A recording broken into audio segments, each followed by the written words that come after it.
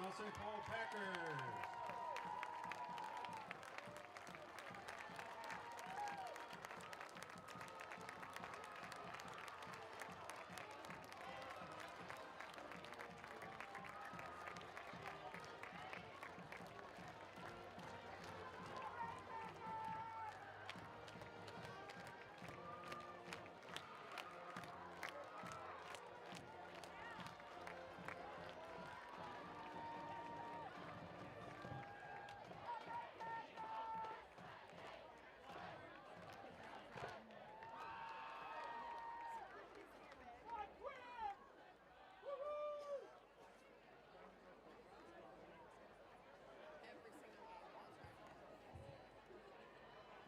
Ladies and gentlemen, welcome to Ettinger Field for this evening's contest between the South St. Paul Packers and the Hastings Raiders.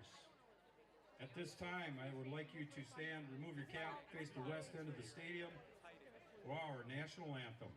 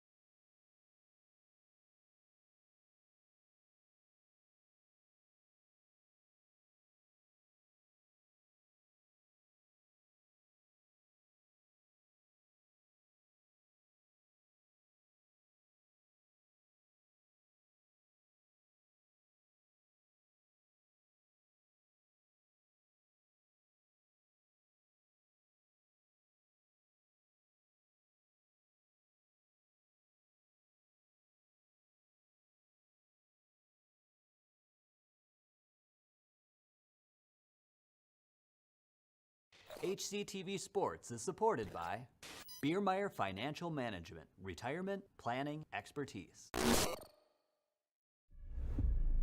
First goal of the year goes for the Raiders. Oh, beautiful shot there. Nicely done. Gets the pin. Oh, was that beautiful? Onside kick, and it's recovered by Hastings. And he's rung up for strike three. Double alley. Touchdown Raiders.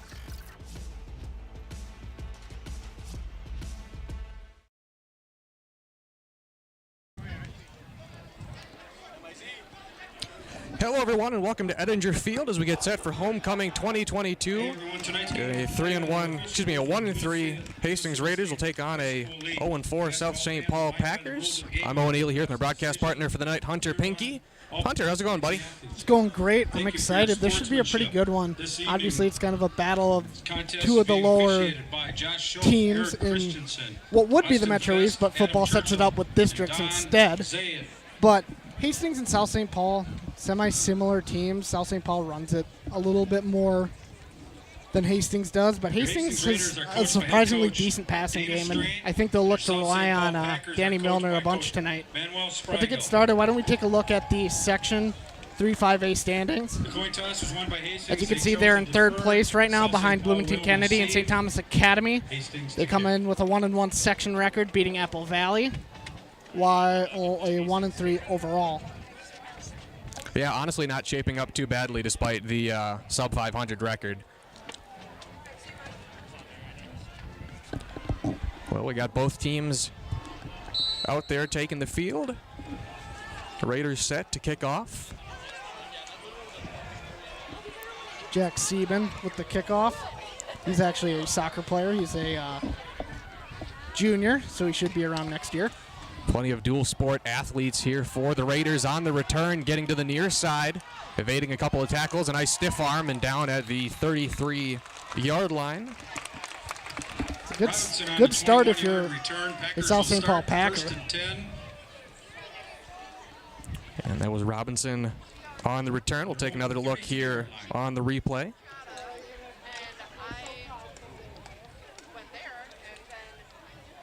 Nice little stiff arm there at the end. So we'll get an early look here at the Packers offense. Snap goes over the head of the quarterback. And he'll fall on the ball, ganged up on by a couple of Raiders defenders, and that's going to be a loss of just north of 10 yards. 12-yard loss. Second and 22. Yeah, just right over his head. Not much he could do. No fault at the quarterback on that one. Well, it was a nice recovery there by the junior quarterback, Elijah Bryant. One of the things I was wondering about this South St. Paul team coming into this game was what is their offense going to do without Alonzo Dodd? Alonzo Dodd was a huge part of their offense last season, but obviously now he graduated and is playing D1 basketball. But yeah, that's obviously the million-dollar question. And I think, looking at the 0-4 record, it hasn't been the greatest start to this campaign for the Packers. There's a lot of one of the things that was really interesting about last season, Alonzo Dodd against Simley, he actually broke his arm as we see a pass here. He's rolling out to the far side. Heavy pressure by the Raiders. Slips a couple of tackles, will not slip the second, and that'll be right down to keeper almost back to the line of scrimmage. We'll call it a loss of 1 or 2.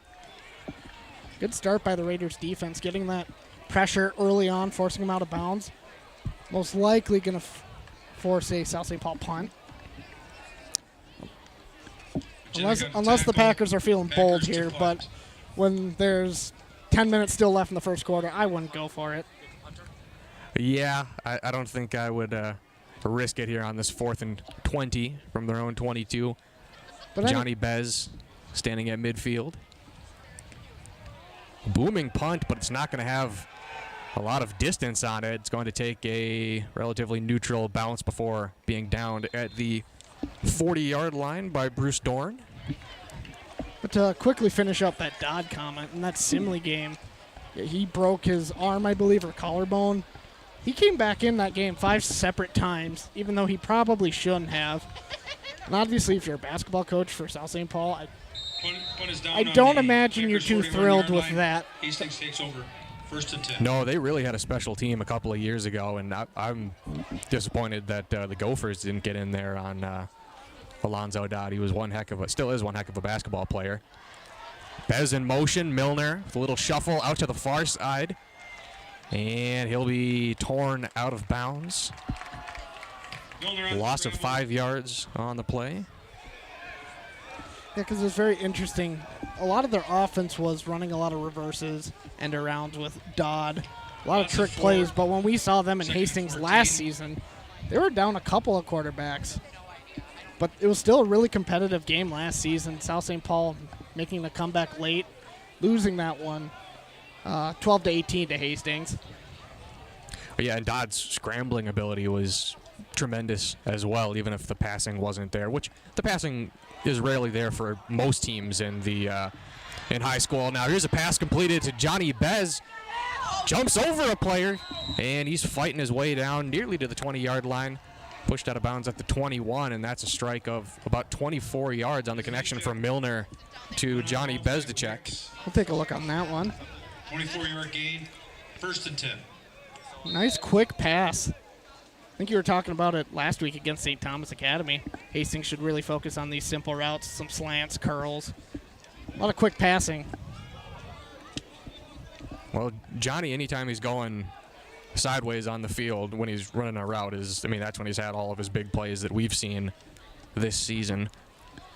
Under 10 to go here in the first quarter. Easy connection from Milner to Cloutier. Pushed out of bounds at the 7-yard line. Cloutier has also been one of those surprise guys for this Raiders offense. Only a sophomore.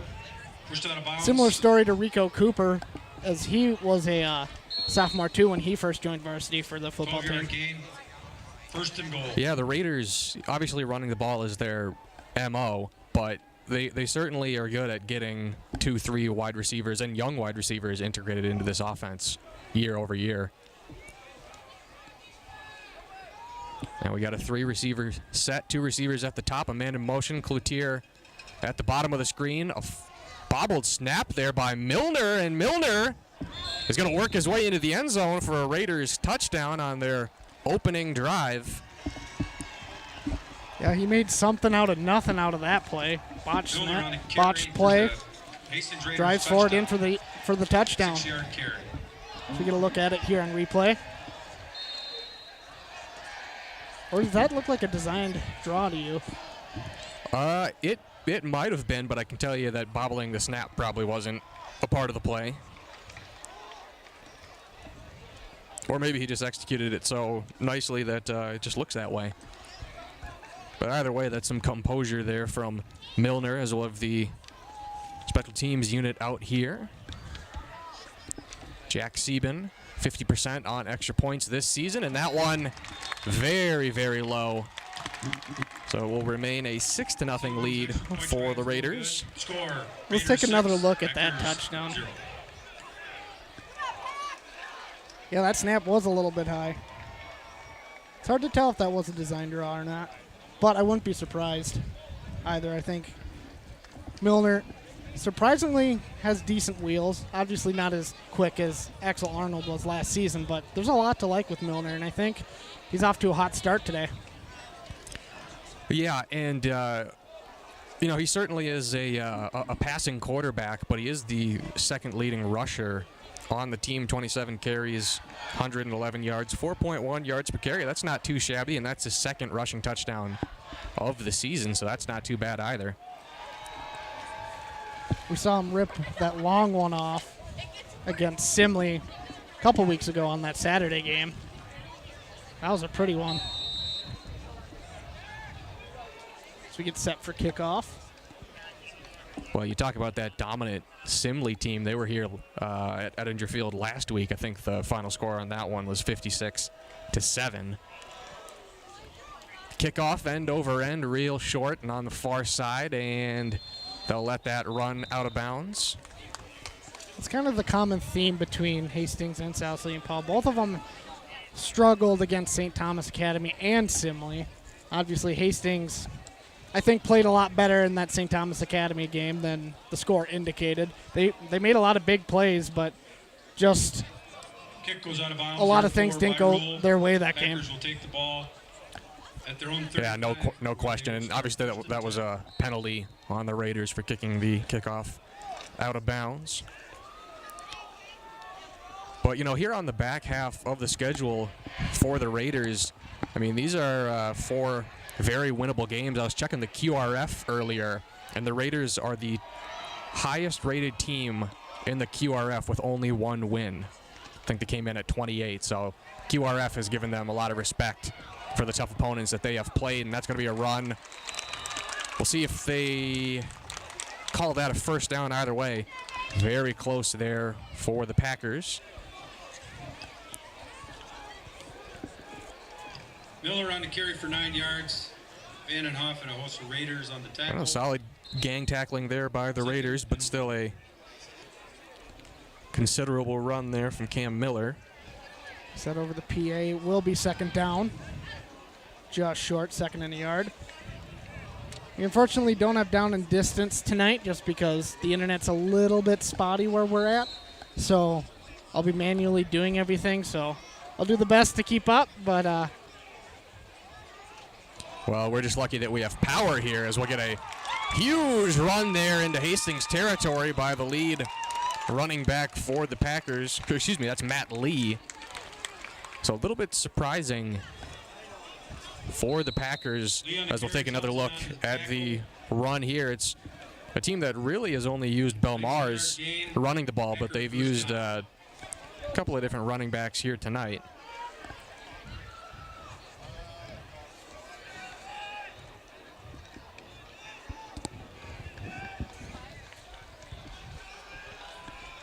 Now lining up here at the 37, man in motion. They'll fake the handoff in motion. They'll give it to the back, and he'll scamper up the field for a gain of about 4. Lee on the 3-yard gain, tackle by Kennedy. 2nd and 7.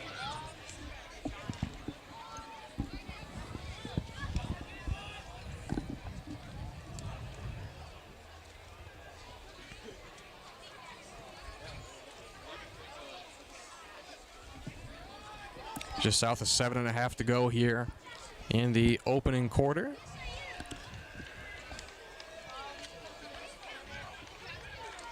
A couple of receivers here on the near side. Look at a man with haste in motion. Bryant looking to pass, pressured up the middle.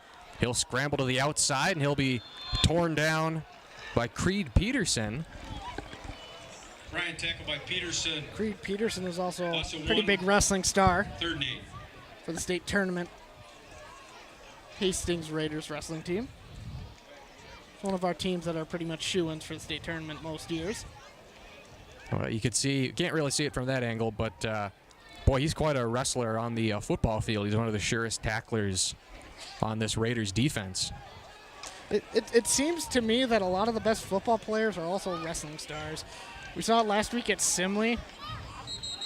Gavin Nelson's also a state wrestler. Timeout Packers. For the Spartans. Got a timeout called here by the hometown Packers. Don't forget to get a chuck-a-ball and some Packer gear down here in front of the home we have stands. a stoppage here. Why don't we take a look at the section standings for 3-4A. Obviously, Simley's at the top, 2-0 section record, 4-0 overall. South St. Paul second to the bottom with a 0-1 section record and 0-4 record. Messed up the graphic on that one. Yeah, that is certainly Simley's section to play with. Does that strike you as a very odd section of teams? It's very confusing to me. You don't see, I don't see a lot of sections that small either, but it's very rare for a team to just, they didn't have a win until last week. Otherwise it was 0-3, 0-3, 0-3, except for Simley going into week 4. Well, we're back from the Packers timeouts. More of that man in motion. This time they'll hand it off to the man in motion. That's Cam Miller getting around the edge, and the Packers are going to strike back here, tying this one up at 6 apiece. Off of the 35-yard run there from Cam Miller. Take a look at that one. South St. Paul coming out aggressive earlier with the rushing attack. I'm surprised how many times they've worked in the past, too, but it's catching the Raiders off guard, so when they do these types of runs, they break out big.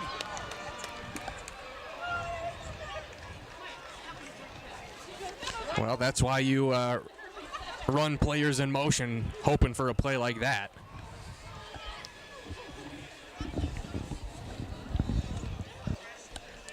Looks like we'll have Dante Mendez out here for the extra point.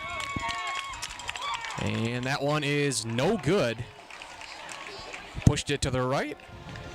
Take one more look at that touchdown run. Seeing a little bit of creativity out of South St. Paul. Good start if you're a Packer fan tonight. Well, yeah, absolutely. I mean, you've scored one touchdown in each of your last 2 games, and already just a little more than halfway through the first quarter, you have a touchdown. Both teams in this game are both looking for a huge offensive pick-me-up. Obviously, Hastings has had it a little bit rough on the offensive side of the ball. Against Apple Valley, they managed to put up 28 points. But otherwise, they've been held to 2 touchdown games through the first few weeks of the season. They are $3 and to help support. You know, and I think the conventional wisdom coming into this game, you know, we talked about it with Tuck on the broadcast last week and Reagan a couple of weeks ago. You know, the Raiders ridiculously hard first half. You know, this is the game where we expect to see them, you know, swing the bat like they've been practicing with a weighted bat with those opponents earlier in the season. A lot of winnable games here at the end, but obviously easier said than done. That one's going to be fumbled and picked up. Bezdacek working his way to the outside and torn down at the 24-yard line. Kick is returned to the Raider 23-yard line. One thing I do really want to commend the Raiders for is their coaching staff. Even from a few years ago, they've really expanded the playbook and incorporated a wide variety of new offensive plays. I remember even when I was in high school, it was a lot of running out of the pistol, maybe pass it 4 times a game. And nowadays, they're not scared to open it up, especially with Milner. He's got a decent arm. Just needs to spread the ball out a little bit more to his receivers. Yeah, I mean, listen, if you're Hastings, you have the targets. Milner has 4 passing touchdowns on the season, so they obviously use him a fair amount. That one goes right over the head of Milner, and that's going to be recovered by the Packers. Just slipped right under Milner's body as he went down to grab that one, and that is absolutely devastating if you're a fan of the Hastings Raiders. Yeah, we saw that last week. Their O-line was pretty banged up last week, and I don't have all the starters right in front of me, but I wonder how banged up this offensive line is this week and who they got back. Well, on both sides for both teams, it's kind of been a bit of a sloppy game thus far, but obviously that puts the Packers in prime position to take the lead. Technically, they could have taken the lead if they made that extra point, but can go up 1 possession if they can get it in here from the 16-yard line. Got to figure that fires up the Packers fans quite a bit here on homecoming. Man in motion, nearly sacked. The play goes on, and that'll be a sack there for the Raiders on the second attempt.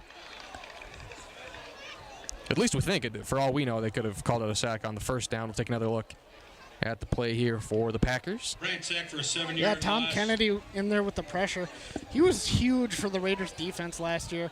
It was rare last season when he didn't have a sack in a game. He was that important to the Raiders offense, and he just broke through that line and got the early pressure. Big play for the Raiders.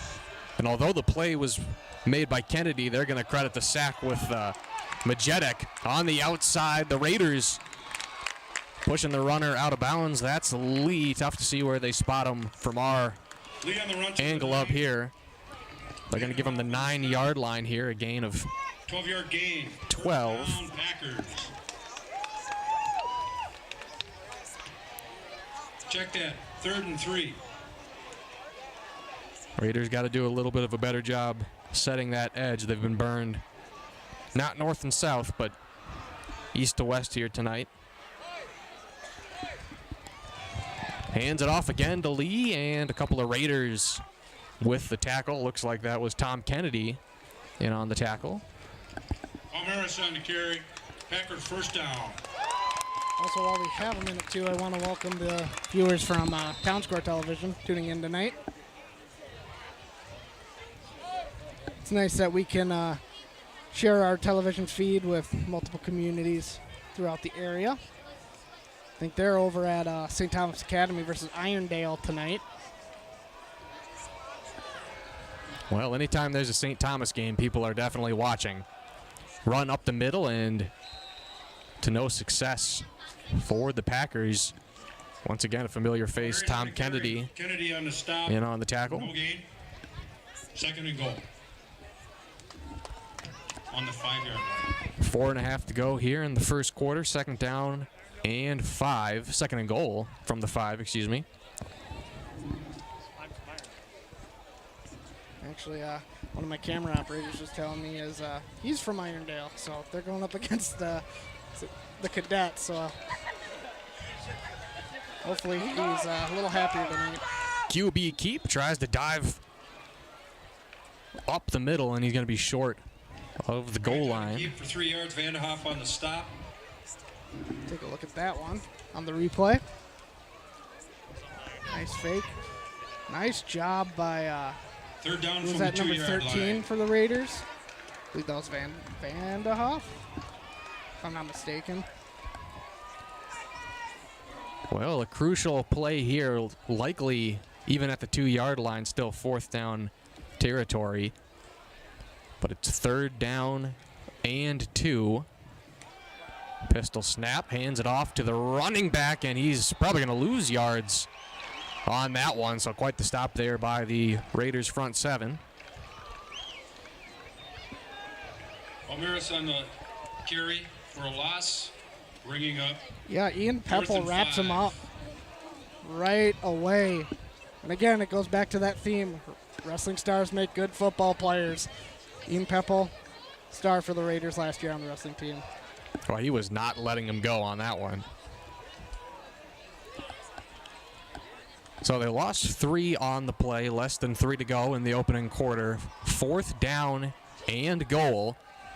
And he's going to throw a fade to the back of the end zone, and that's going to be caught by Nasir Robinson. And that was a brilliant pass there by Elijah Bryant. Even better catch there by Robinson. Plenty of space in that back corner of the end zone to work with. Take another look at this replay here. Yeah, Packers are surprising a little bit. I was expecting them to run the ball most of the night, but they've been incorporating the pass. Keeping the Raiders on their toes. Wonder how much you game plan for passes as they going for 2 on this one. Well, they missed the 2-point conversion on their last touchdown. Take the snap, rolls out to the right, cuts back to the left. This play is going pear-shaped and wide open catch. The block and the 2-point conversion is good on the pass from Elijah Bryant to Malachi Belmares. Packers 14, Raiders 6. Take a look at that. Look, a few times it looks like the Raiders had him dead to rights, but the escapability on him right there. Beautiful cross-body pass for the 2-point conversion. And to the best of my knowledge, if MN Sports Hub is accurate, that was the first passing touchdown of the season for the Packers. That would probably be about right. Usually for football season, stats are pretty accurate for the most part. Were you expecting a little bit of a shootout tonight, Owen? To be honest, I really was not. I really was not. To be completely candid, I was expecting the Raiders to probably be up 14-0 by now. But that's the beauty in playing the game. You never know what actually transpires when both teams get out on the field. I thought it would always be a pretty tight defensive showdown. South St. Paul's always had a pretty tight defense. Last year they held St. Thomas Academy, I believe, under 20 points, unless that was the year before. So I was expecting a pretty close defensive battle between these two teams. Well, that was Burrow on the return back to the 35-yard line. Simmons on the stop. Raiders return the ball to the 35-yard line where they will start 1st and 10.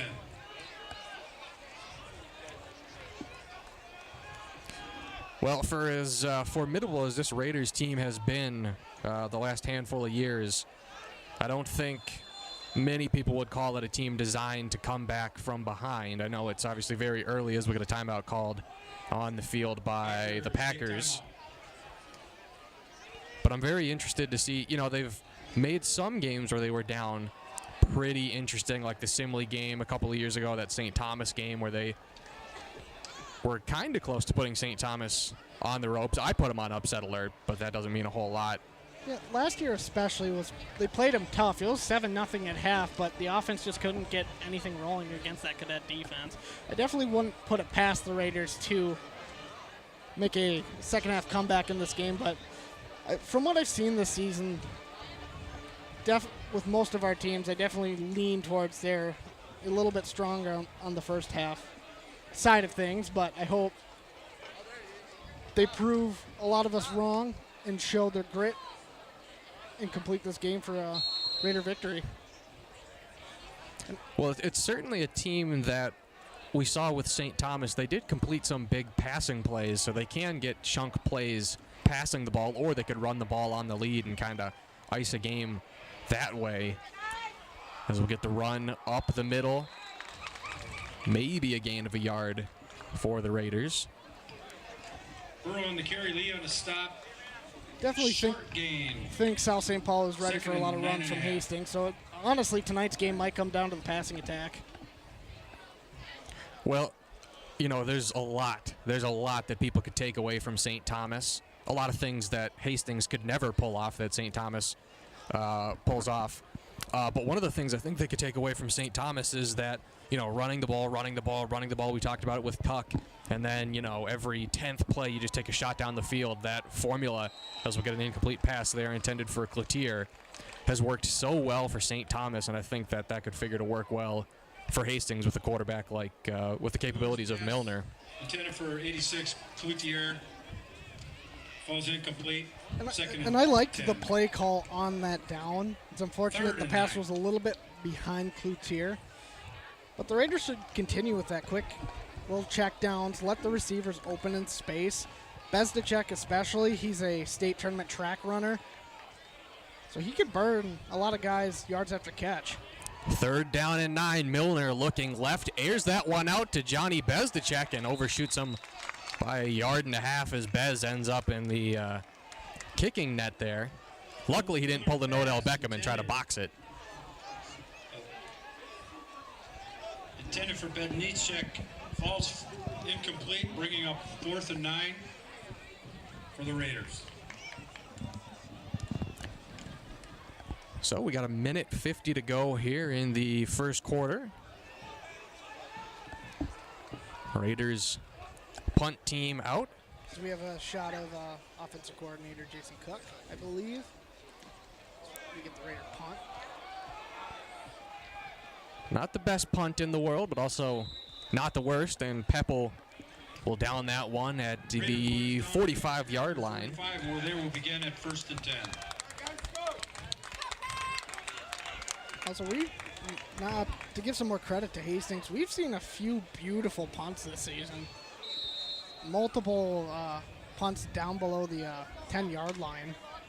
They've gotten some very fortunate bounces. Obviously, it's a little different coming to play on natural grass than turf, but special teams game has been pretty solid for the Raiders too this season. Well, and they've had great punts when you least expect it. I mean, when they had to use that emergency punter, kicking, I'm not sure what that was, but, 45, 50-yard punt a couple of weeks ago. Or last week, excuse me. For a 2-yard gain. Take another look at the short gain here by the Packers. Looked like they were running the option, faked it. Nowhere to go, though. Well, the Packers clearly hoping to replicate some of the success they had with Dodd at the quarterback position with Elijah Bryant. 65 seconds to go. We'll get the handoff to the running back Lee, and he'll be taken down by a handful of Raiders players. Lee on the carry for a gain of 3. Lee coming in at 6'2", 215, so one of the bigger backs you'll see.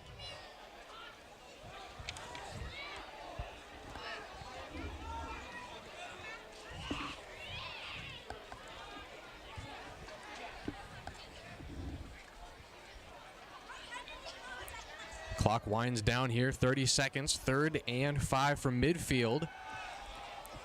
Bryant, catch is made and torn down by Sawyer Chumsland. Catch was made there by Cam Miller, the junior. Miller on the catch. We get another look at Chumsland on the pass. Packer, 1st down and 10. Beautiful pass, quick. From the Raider 43-yard line. Raiders weren't ready for it. Well, looks like the Packers are going to be content to let the clock run down here on the opening stanza. Again, the candidate that sold the most buttons was 81. It was Maciek Francis. And we'll get the final whistle here in the first quarter. A 14-6 lead for the hometown South St. Paul Packers over the visiting Hastings Raiders. And just to let you know, check your buttons, because at the end of this first quarter here, we have drawn 2 winners, and one of them is... Oh, we have a pause in the action, too. I want to take a minute to thank our sponsor, Biermeyer Financial Management, Retirement Planning Expertise. Thank you for sponsoring HCTV Sports. Speaking of that, we are still looking for winter sports sponsors. If you want to help support local sports in the Hastings community, feel free to reach out to us on Facebook, Twitter, or shoot me an email at hunterp@hastingstv.org. With people cutting cable more and more nowadays, we got to get a little bit creative to get these games on for you, which we're happy to do. It's been fun going on the road, covering the Raiders at different venues than we normally see. We couldn't do it without your support. Well, I couldn't say it any better. It has been very fun coming to some of these road games, just a different atmosphere when you're covering the road team. We'll get the handoff to the man in motion, and he'll be taken down from behind. That's Blake Vandehoff on the assist, but that's about a 15-yard carry there for the Packers as they near the red zone. For 15 for a first down, Packers. Yeah, just on the little jet sweep. Nice run. Speaking of being on the road, Hastings usually carries pretty well. Their student section usually makes it to most football games. Well, you know, that's a pretty good away crowd here for this game. And we got a sack from behind for the Raiders. Ryan Clemens attacking the Packers quarterback from behind. Loss of 5 brings up second down and 15. Take a look at the replay on that one. He was practically unblocked. It just slipped right through the hole. Huge sack for the Raiders. Yeah, not going to get a sack that more uncontested. So that's going to bring up a second and 15. Pretty crucial that the Raiders don't allow a score here from the Packers on this drive to keep this game competitive. That one tipped mid-air. Tom Kennedy on the deflection. Probably would have been caught. Third down and 15. By Cam Miller. Got his right hand up. We'll take another look. Yeah, if he didn't jump that right when he did, that was absolutely going to go for big South St. Paul yardage. Good read by Tom Kennedy. Well, he's doing everything. Attacking the quarterback, getting sacks, deflections. And instead of a third and manageable, it's a third and 15. So quite the swing. We'll have 4 high defensive backs for the Raiders. They'll rush for the quarterback taking this one, and he's not going to get back to the original line of scrimmage, although he will gain about 3 yards on the scamper. Take a look at that one. Bryant on a 4-yard gain. Peterson on the stop, 4th and 11.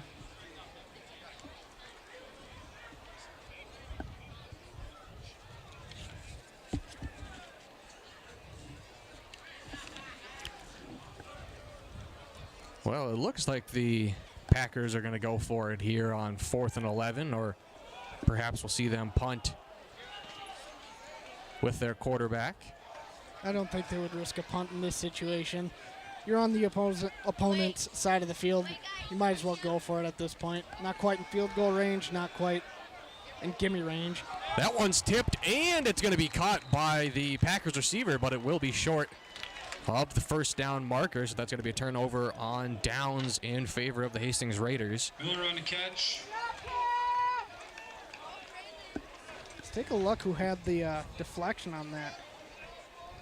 Was that was Tom Kennedy, I believe, who had the deflection, making another nice play. Almost went the wrong way, but well, you prefer when you tip it to make it unavailable to other wide receivers, but better than not tipping it at all, and that turns out in favor of the Raiders. What a first half for Tom Kennedy. Like I said, we saw it all last season, and it's kind of having this comeback game. Another fumble. Looks like the Raiders running back falls on that one. That was Burrow saving the day. I don't know what's getting lost in translation here. We'll take another look at the replay here. I think that one, it looked right at his gut. I don't know if that one was just too hard of a snap. Maybe he was just mishandled. Yeah, I think maybe he was too preoccupied in trying to get the handoff quickly. Did not field it cleanly. When it's all said and done, though, they'll only lose 2 yards on the fumble. Under 9 to go here in the first half. Milner looking to pass deep. That's caught by Bezdacek, and they'll be taken down by a couple of Packers defensive backs there at the 39-yard line, a gain of 21. Bezdacek on the reception, 20-yard gain. Take a look at that one on replay. Wicks on the stop, first down Raiders. Yeah, nice pass over the middle in space. Coverage was semi-tight. Perfectly placed ball. And that's, I believe, his 18th catch of the season. We'll get a tight end in motion, one back to the right. And Milner hands it off to Burrow, and he'll get halfway to a new first down. Burrow on the carry, Balmeri's on the stop. 3-yard gain, 2nd and 7. A good job by the O-line creating that space for Burrow to push it up for a few yards. I'd like to see Burrow get going here a little bit. He's been a big offensive asset for the Raiders. Well, he's pretty much been the entire rushing attack for the Raiders. One of the rare years they don't really have a number 2 running back. We'll get the handoff to Bezdacek, and that is going to lose 5 or 6 yards. That one not going the way of the Raiders. Bezdacek, the 3rd leading carrier for the Raiders. 3rd down and 14.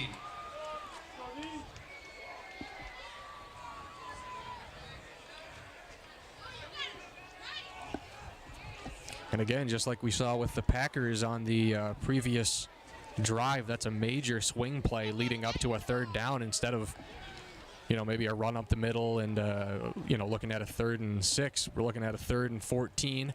Milner, relatively clean pocket. The throw and the catch is made by Rico Cooper. It's going to bring up a 4th down and say 4 yards. Wicks on the force out. If you're Dana here, do you think you punt it or do you go for it being near midfield? Well, it looks like they're bringing out new personnel. I would personally go for it. So we get another look at this pass. Nice catch on the sideline by Rico Cooper. And he's been a bit of a gem for this team the last few years. But they do have Sieben out to punt. It's kind of that tricky area. 4 yards is kind of no man's land. If it was 3 or 2, it becomes a lot easier. And we'll get a booming punt here. It's going to take a friendly Raiders bounce. And down at about the 20-yard line. So all in all, that was a pretty successful punt, but do give the ball here to South St. Paul. At the 20-yard line of the Packers, where they will take over 1st and 10. We've seen it the past few weeks, too. Obviously not the ideal start for the Raiders, but most of their completions this season have come on the deep ball, which is a huge plus. Means you could sling it, but obviously, too, we'd like to see some more chunk plays worked in there, too. Yeah, if they got a little more consistent, you could have some more sustained drives. But, they're supposing they get the stop here. They're only one big play away from tying it up. And that is just a tremendous play by Belmar, is diving down at the 45. Met that Raiders defender head on, had a little shuffle behind one of his blockers as he was pulling up on the left side. We'll take another look at the replay here. That just trucks him. Carries multiple defenders. And he kind of worked Creed Peterson out of his cleats on that one.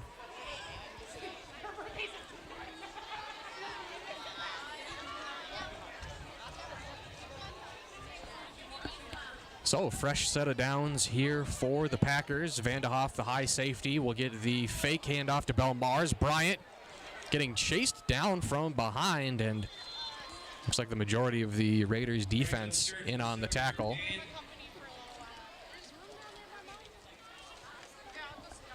Seven-yard carry there for Elijah Bryant.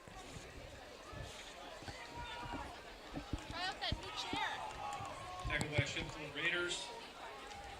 Packers 2nd down and 3 to go.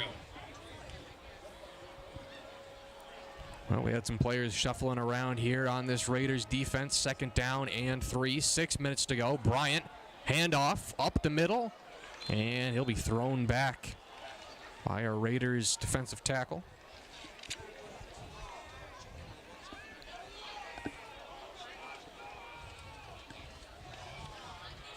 If that was the Raiders defense here, I'd be ready for a pass. Yeah, it's only 2nd and 3. But I definitely think this is the mix-up you're looking for if you're South St. Paul.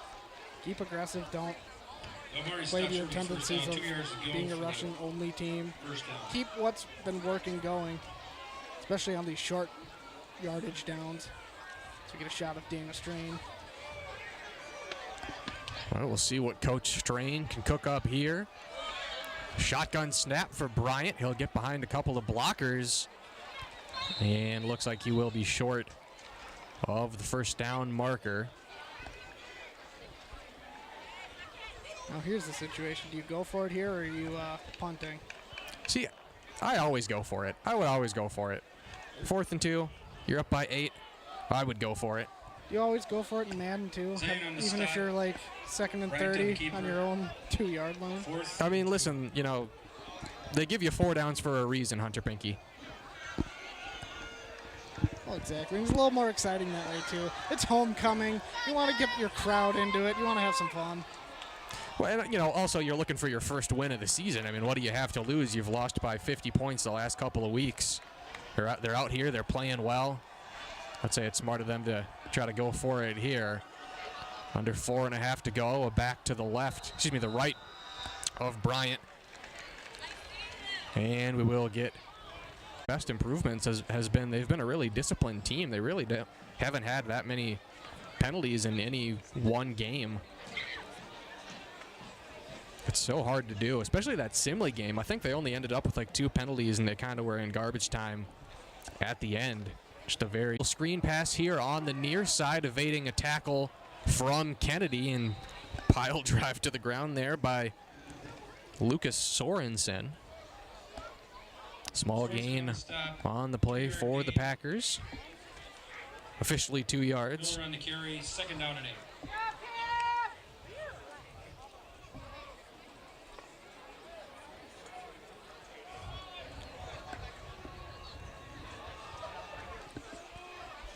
Couple receivers up top for the Packers, including Jarman.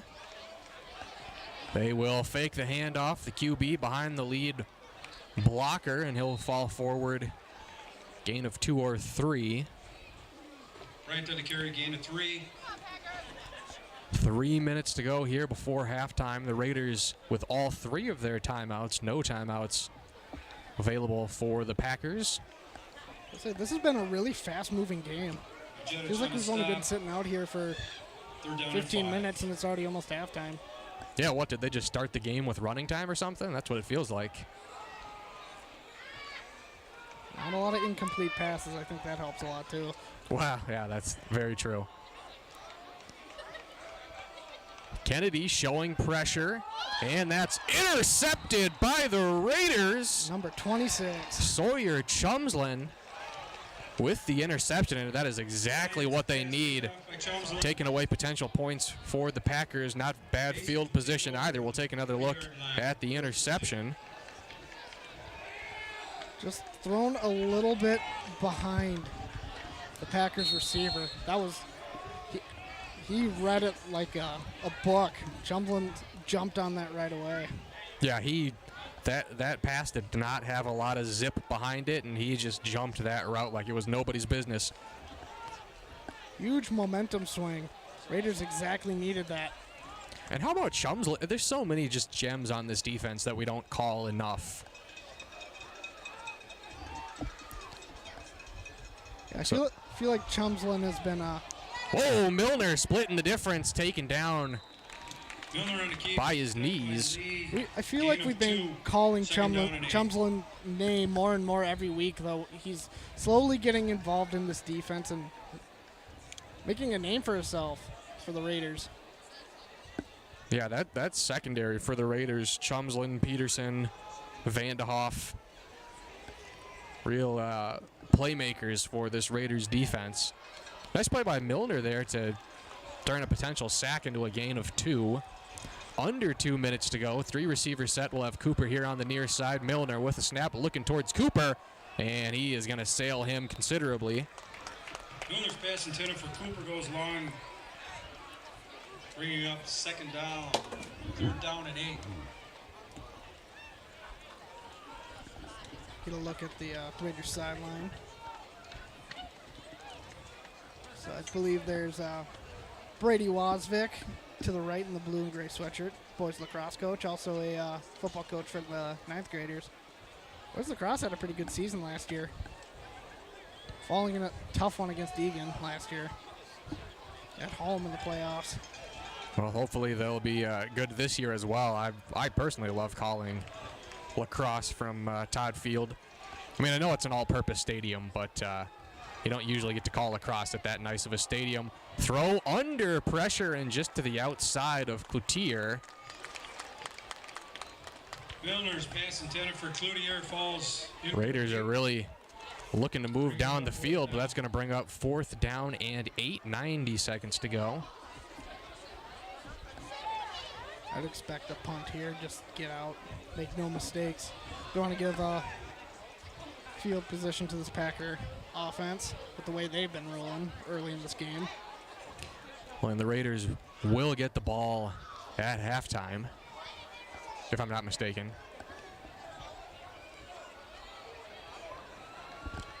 So we'll have Sieben standing at his own 28-yard line. Had a quite good punt last time. That one, a lot of distance on it. Hits a Packer in the back.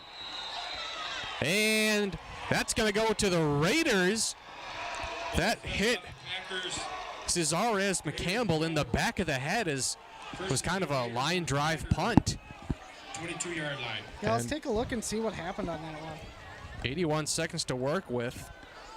You see there, just not a lot of altitude on that one, and just kind of hits number 9 there in the back of the head, back of the shoulder pads. We do have an injured Raider out on the field. That's tight end Wyatt Berg. Looks like he's coming off under his own power, which is good. But speaking of weird interactions, we saw that last year too against Two Rivers. Reese Fillion was in the punt. He was the kicker last year, and it bounced right off Two Rivers Warriors helmet and gave the Raiders really good field position. It's kind of fun seeing oddities like that in this game. Obviously, that wasn't quite off the helmet, but. Oh, I agree. And, you know, you'll take them however you can get them. So now the Raiders here in the red zone. Bezdacek in motion. Milner spinning around, looking to the right side to the end zone. And that one deflected. A surefire touchdown if it would have connected. I believe that was Cloutier in the end zone, but a nice deflection there by a Packers defensive back. We'll take another look at the touchdown saving play here for South St. Paul. That was a great play fake, too. But an even better play by the Packers.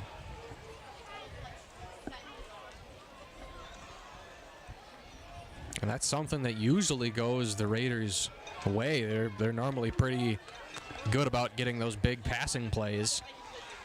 They still have all 3 of their timeouts. A couple available first downs if they can manage it, and they tried a handoff there that went nowhere. The running back gets the running back on that one. Read that one like a book. Bringing up 3rd and 14. Well, we saw plenty of that with Gavin Nelson, but yeah, that was Lee was not letting him move forward. Time's running down here. The Raiders elect to not take a timeout. 45 seconds. I think that's smart to burn the clock. Don't want to give South St. Paul any time, and shows you have confidence in your kicker too. Burrow the back. Milner takes a snap. 33 seconds to go. He's looking for Cloutier, and he's going to overshoot him. 4th down upcoming. Bringing up 4th down and 14.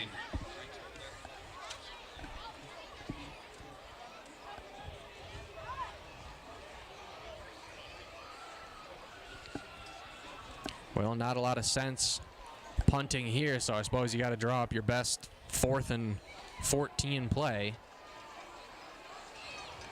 See what the Raiders can manage here. We'll have Cloutier up top. We'll have Johnny Bezdacek in the slot. Cooper, the outside receiver, on the near side. Burrow, the back to Milner. Milner looking to the right side, rolling out, throws to the end zone. A push from behind. Interception by the Packers. Very clearly defensive pass interference. Not called on the play. A two-handed shove by the defensive back, Cesarez McCampbell, but they did not call it, and they will credit him with the interception. Just a freshman making the play here. First and 10. Kind of hard to see the defensive pass interference, but there's a reason why the wide receiver was tumbling like a tumbleweed. Another look from a different angle here. It's tough to see on our replay angles. But interesting call for your officials. Obviously, we might not agree with that, but we just want to make everyone know we appreciate these officials. And it's a tough job they have, but we need them.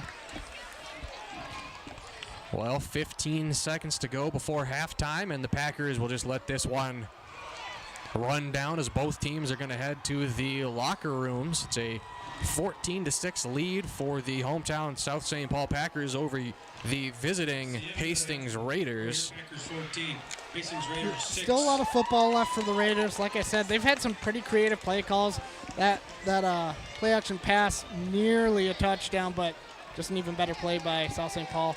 They just need to keep drawing up more plays like that, and I think they'll be pretty aggressive in the second half. Well, this game, anybody's for the taking. Is we'll look to send it to halftime here on HCTV Sports.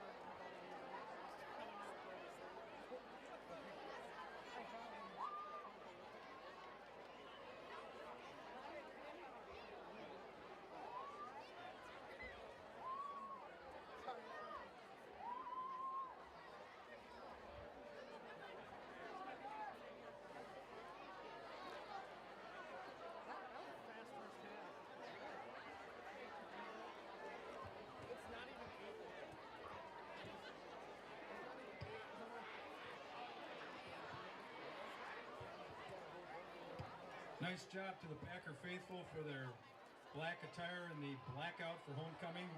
Well done.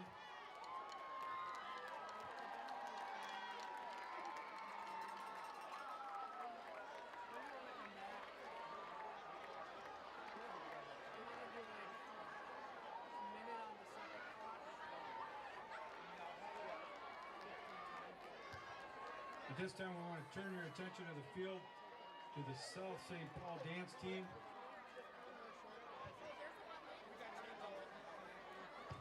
Joined by the mini clinic dancers.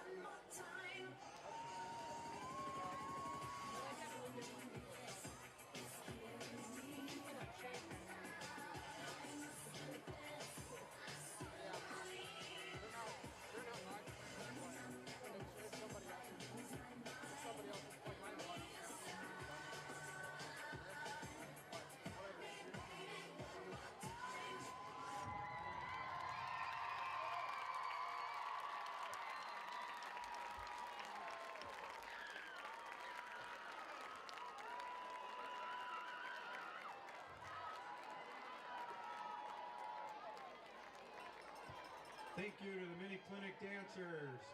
And now, the Packer dance line.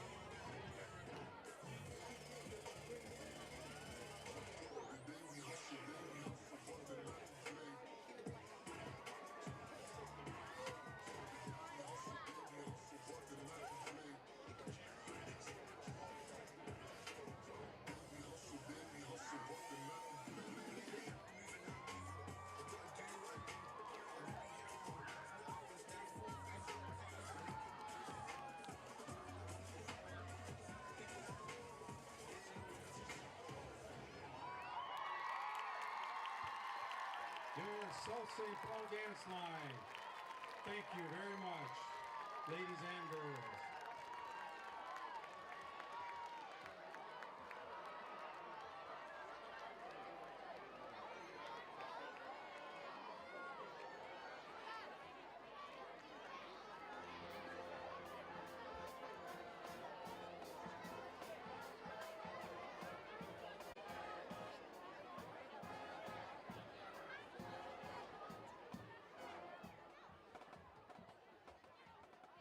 All right, friends, now the moment you've all been waiting for. Chuck-a-ball. Bring your football.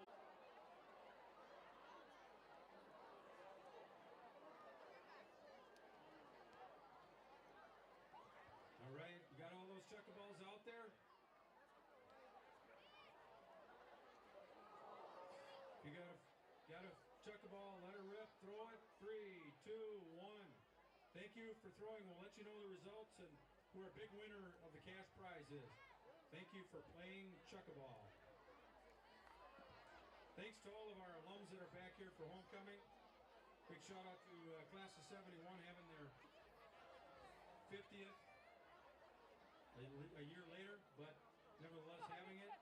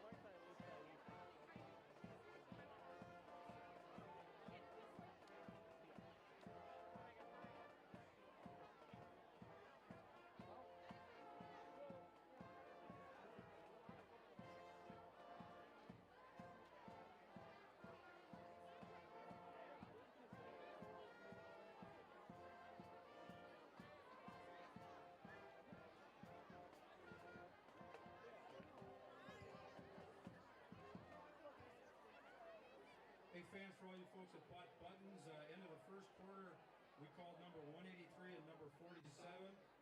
Now at halftime, check your buttons because the big winners are button number 243 and 380. That's 243 and 380. Go see Jolene at the 9th Avenue gate if you have one of those button numbers. Good luck.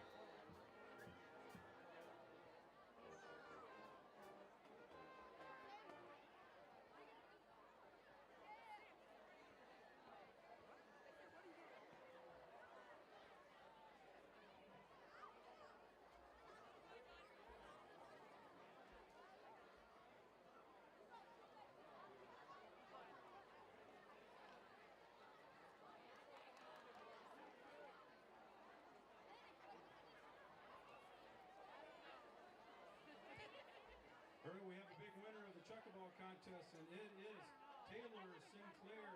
Congratulations, Taylor. Come up to the east side of the press box to see Mrs. Spragle for your cash prize. Taylor Sinclair, congratulations.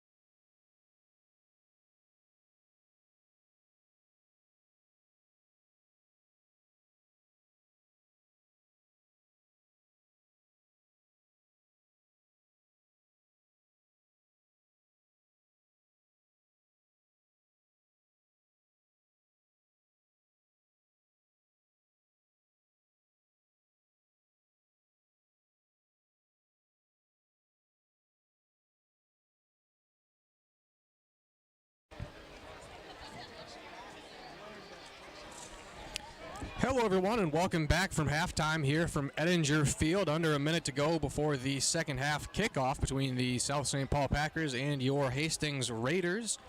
At halftime, it was 14-6 in favor of the hometown Packers here on Homecoming 2022. I'm Owen Ely here with my broadcast partner for the night, Hunter Pinky.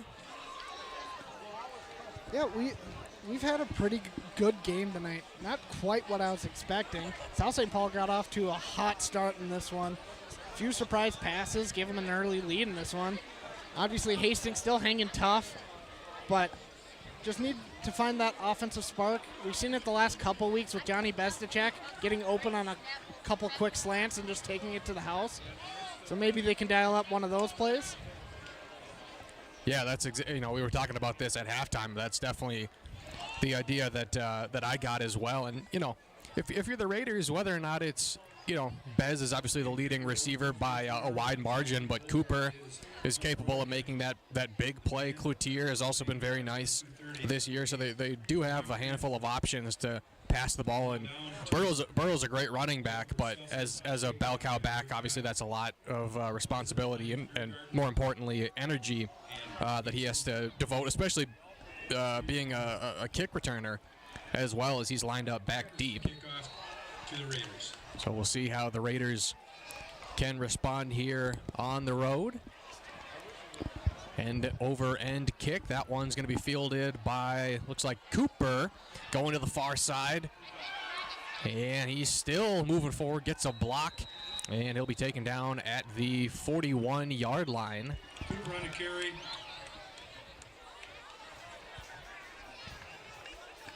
I'd also like to see the Raiders get Cooper involved a little bit more. He has such big play potential. Obviously, we saw it against Simley, too. There was one big pass over the middle, just went over his hands. Murphy on the stop. But if he can corral some of those catches, he's a huge asset to this Raiders team. Well, and he nearly had a receiving touchdown in the first half if it wasn't for that great defensive play by one of the safeties for the Packers. We'll see what kind of offensive adjustments Coach Strain can pull up here in the second half. First play of the second half, and the catch is made by a diving Jack Cloutier. Milner's pass to Cloutier. Gain of 5 yards on the play. 4-yard gain.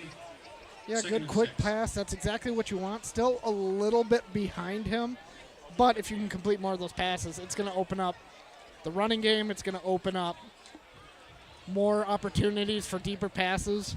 Like I said, Bestacek's probably the biggest deep threat on this team. Well, and that's something that the Packers have kind of exploited this game. Their short passing, especially out into the flats, has been very successful. And, it looks like the Packers are playing pretty soft coverage with their corners. So those passes are available for the Raiders. Milner turning around, and that one is going to be dropped by the tight end, Wyatt Berg. I will say, though, despite the drop, it is nice seeing him back in the game. He was banged up a little bit in the second quarter. Hopefully it was just a cramp or something, and just not an injury that'll linger around for too long. Raiders are a little bit beat up in some areas. Obviously, with Jack Sieben being forced to punt, Reifenberger being out of the game. Well, it's a 3rd down and 6 here on the opening drive of the second half. Johnny Bestacek in the slot. Milner pressured, throw, and that is going to be a foot or two too high there for Rico Cooper, the intended target. Incomplete, bringing up 4th down and 6. Looks like they're bringing out the punting unit, which it's an interesting decision, but I don't mind it just because I do think the Raiders' defense has been playing well to this point. Obviously, they're down, but they're holding their own. And if you can keep it a one-score game, a lot of potential still. There's a whole second half of football left. Yeah, the second this becomes a 2-score game is when things get interesting. Is that one was nearly blocked, but it is a pretty good punt. Neutral bounce, but it will be downed by Alton Magitic. Magitic downs the ball. Packers take it over. 1st and 10. Well, 33-yard line. We saw the first drive there for the Raiders offense here in the second half. We'll see what adjustments the Raiders defense can make here. Made pretty good adjustments against Simley. Be massive if they could force a turnover at this spot in the field. Lee torn down from behind, and they're going to give him back to the line of scrimmage. That was a good tackle by, I believe, Tom Kennedy once again. He's been all over the field tonight. We talked about it earlier, but man, is he having a resurgence here tonight. I mean, he is defensive MVP of the game, that's for certain.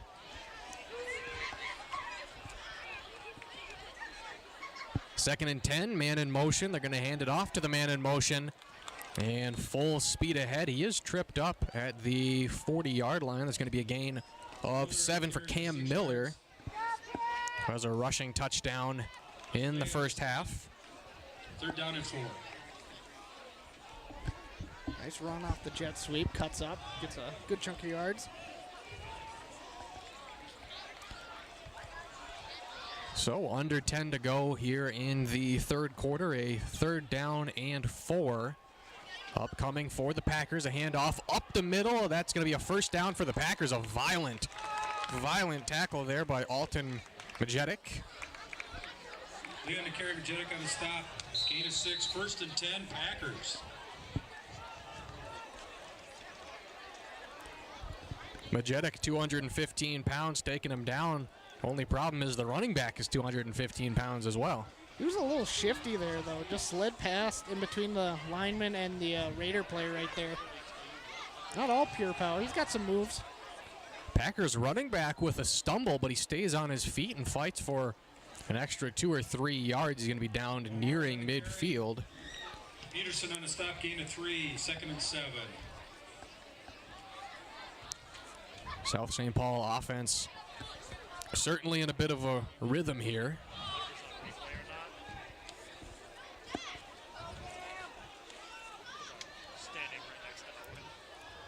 This is a Packers offense that averages 125 yards per game rushing.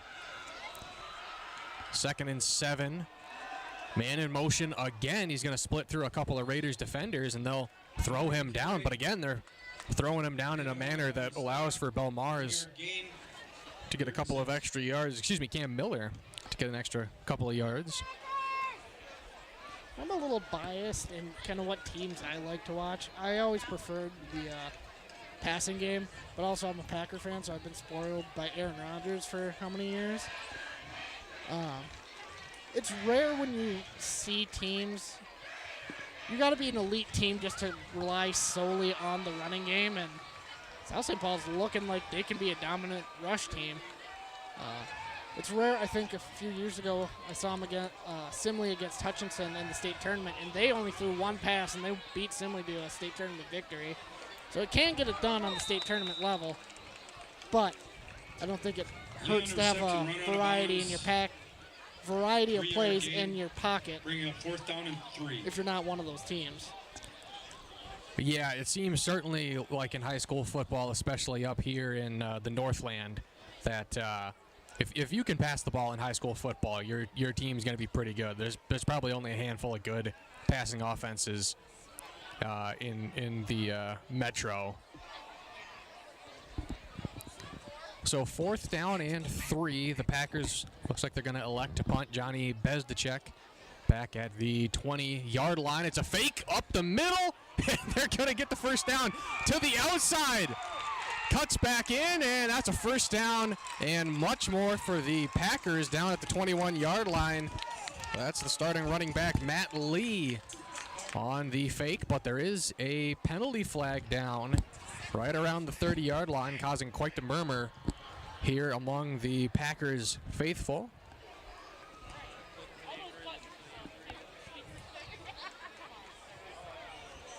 Packers on the long run. There is a flag on the field. Still awaiting the call here from the referee, and that is going to go against the Packers. That was a huge play call for the South St. Paul Packers. Let's take a look at that on replay.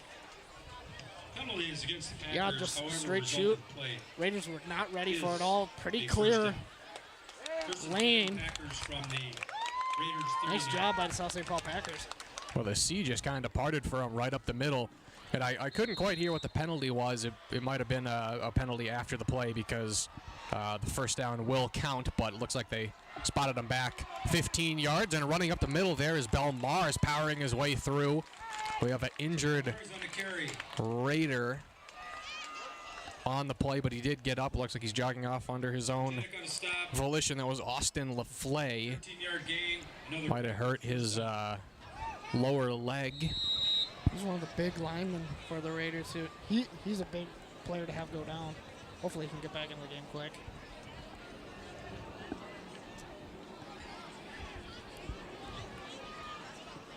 Just a few ticks over 7 minutes to go here in the third quarter. The Packers threatening right on the doorstep of the red zone. A quick little pass to the running back. He'll cut back to the near side, and that was a bad idea as the Raiders will cause a loss of about 6 yards on the play. On the reception. That was a really good tackle. I believe that was Clemens, if I'm not mistaken. Yeah, good read. At least got the initial hit on him. Well, if you somehow manage to get past Clemens, I feel pretty good if I'm a Raiders fan that Peterson was also there to wrap him up if he evaded that one. Yeah, Ryan Clemens, 6'2", 165 pounds.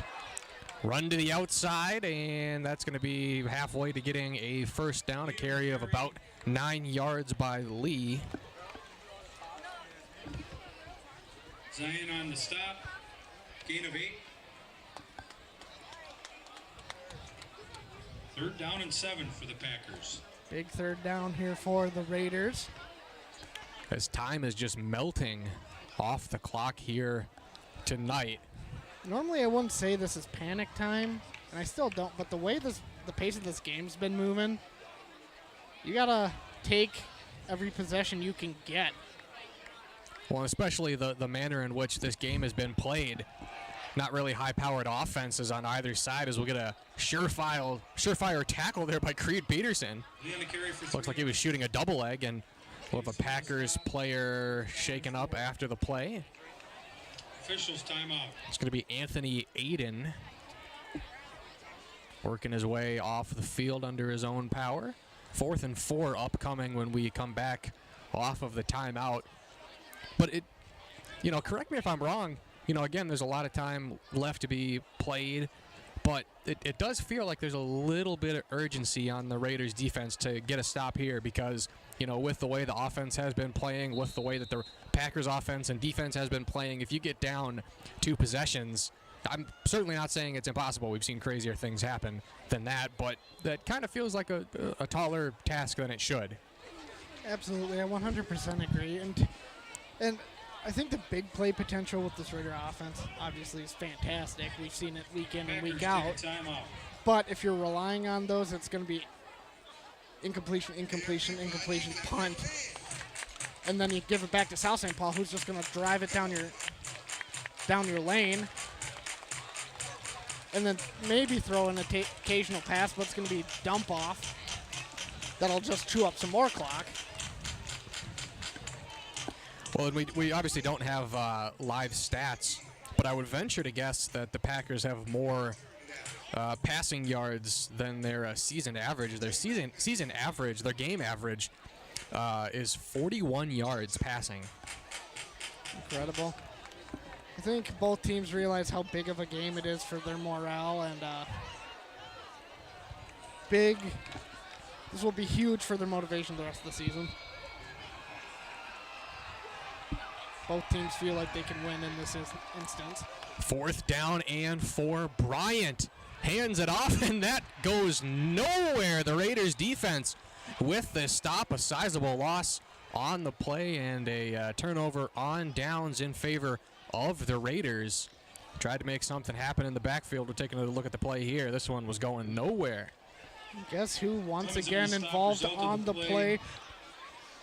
2-4 comes in, wraps him up. Turnover he had some help on that one, but he's been all over the Raiders field. take over 1st and 10 from their 31-yard line.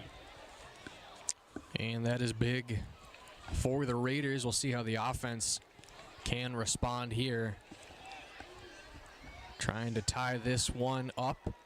Not just down a touchdown, but also down a touchdown and a 2-point conversion because of the missed extra point. And that's going to be a loss on the play and a turnover.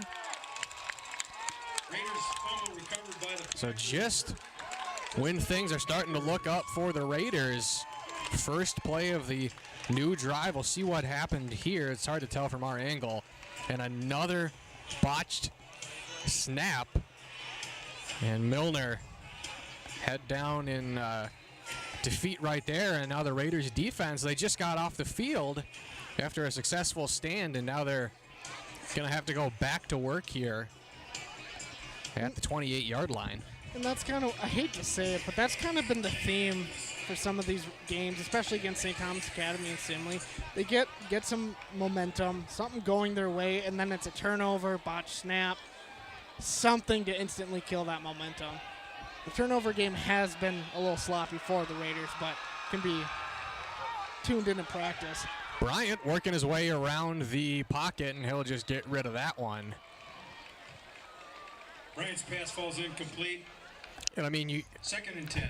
one play you're stopping him on 4th down, and the next play it's a fumble. I mean, you couldn't get a more stark difference in emotions in the span of 2 plays. Exactly. And with the snaps, too, we've seen it a couple other times. I remember in Chanhassen, there was 2 or 3 times those snaps were either a little low, a little high, or came in like a rocket. Obviously, you have to adjust a little bit if you're Danny Milner, but hopefully these snaps can be worked out in the future. Yeah, hopefully they figure that out, because some of them have been on the center, some of them have been on Milner, as we're going to run to the outside, spun around, touchdown saving tackle out of bounds there by a Raiders defender right near the baseball diamond over there. Take another look at the replay on the run by Belmars. And that was Cloutier with the tackle. On the Hastings 11-yard Look at big Raiders student section tonight, still showing up. Great to see. Going back to that baseball diamond, actually back in the day, it's actually used for middle school baseball. I played on that, 10, 11 years ago?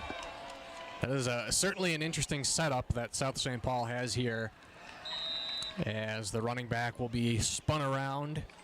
Maybe a gain of 1 on the play. South St. Paul has a pretty good set of athletic fields. There is something about Ettinger that can't be beat.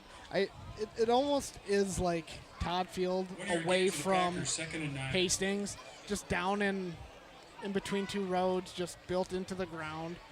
Obviously, it's all grass still, which is interesting. A lot of high schools go turf. But it's one of the beautiful stadiums. A little historic, but it's a beautiful ballpark. They certainly have paid the price for this being a grass field over the years. This time a run up the middle and tackle made by a Raiders player, kind of going backwards there. Tried to flip him over. I believe that was Magitic on the tackle. Bring up 3rd and 5. But this is one of my favorite fields to play from.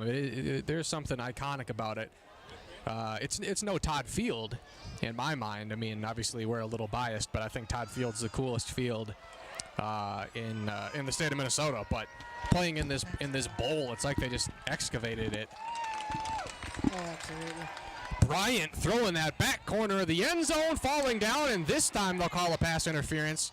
Didn't call it the last time, but that's going to go against the Raiders. And that's a killer, too, because that was 3rd down. That would have forced a 4th down and 5 from the 6-yard line.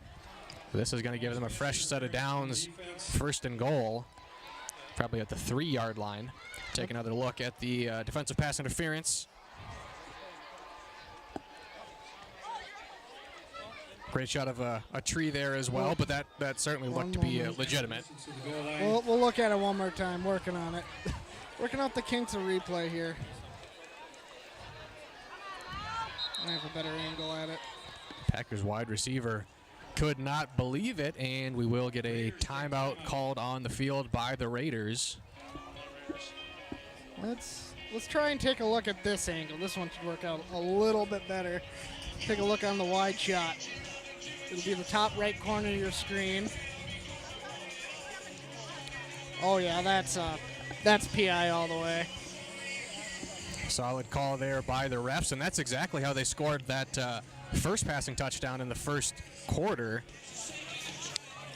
Just kind of a fade to the back corner. That one was to Robinson. This one, I believe that was Cam Miller. Oh, we have a pause in the action, too. We just want to thank our sponsors once again, Biermeyer Financial Management, Retirement, Planning, and Expertise. Thank you once again for supporting HCTV Sports. This has been Raider Football. I'm Hunter Pinky, doing the color commentating, directing, producer work. A lot of stuff for you folks tonight. O'Neely with me doing the play-by-play. Fantastic work. The mailman, as usual. Great to have him back. Well, and I will throw you under the bus. If anybody does have any hate tweets on Twitter, please send it to the man to the right of that graphic. I could take it. I knew you could. Run up the middle, short gain for the Packers. Or better yet, send it to Reagan Hooverman. Let's throw him under the bus. Yeah, why not let the guy who's not here take the blame for it? Yeah, there we go. 2-yard gain, 4th and 1. He probably deserves it, to be honest. Probably just a little bit. He shouldn't be over in Wisconsin. He should be here with us under Friday Night Lights for Minnesota football. Does he think that he's better than Hastings Raiders football?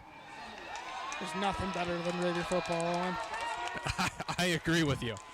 Well, we'll see if they can get the stop here. 4th and 1.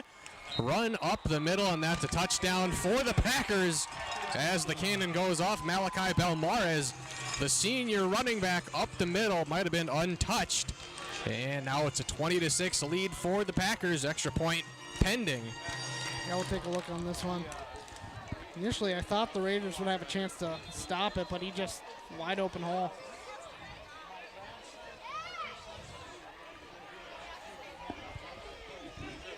We get a stoppage of play. I don't know what's going on here. Oh, getting a South St. Paul substitution. That's 68 coming in.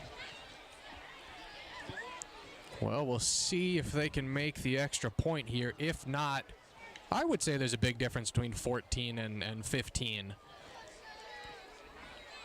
So we'll see if the Packers can convert here. That one might have been tipped and no good. Wide left, like a Blair Walsh field goal. 20-6 lead for the Packers. Yeah, let's take a look at that one and see if it was tipped or not. I didn't catch it. You had a little bit better view than I did. Ooh, that was really close. We've seen the Raiders a couple times be really close on some of these extra point blocks. Last week, we saw it against St. Thomas Academy. I think the Raiders, like I said earlier, they have a really solid special teams unit. Yeah, it's pretty hard to fault the Raiders on special teams. They've been pretty rock solid. And now there's 2:41 to go here in the third quarter. Obviously, we still have the entire fourth quarter to go, but feels like the Raiders have now entered crunch time. There's a shot of Manny Spriegel for the South St. Paul Packers. He replaced Chad Sexauer, I believe a couple years ago.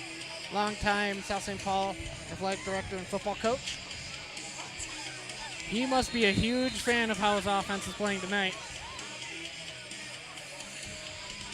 Well, he's got to be excited that the Packers are on their way to getting their first win of the season if they can hold this lead here.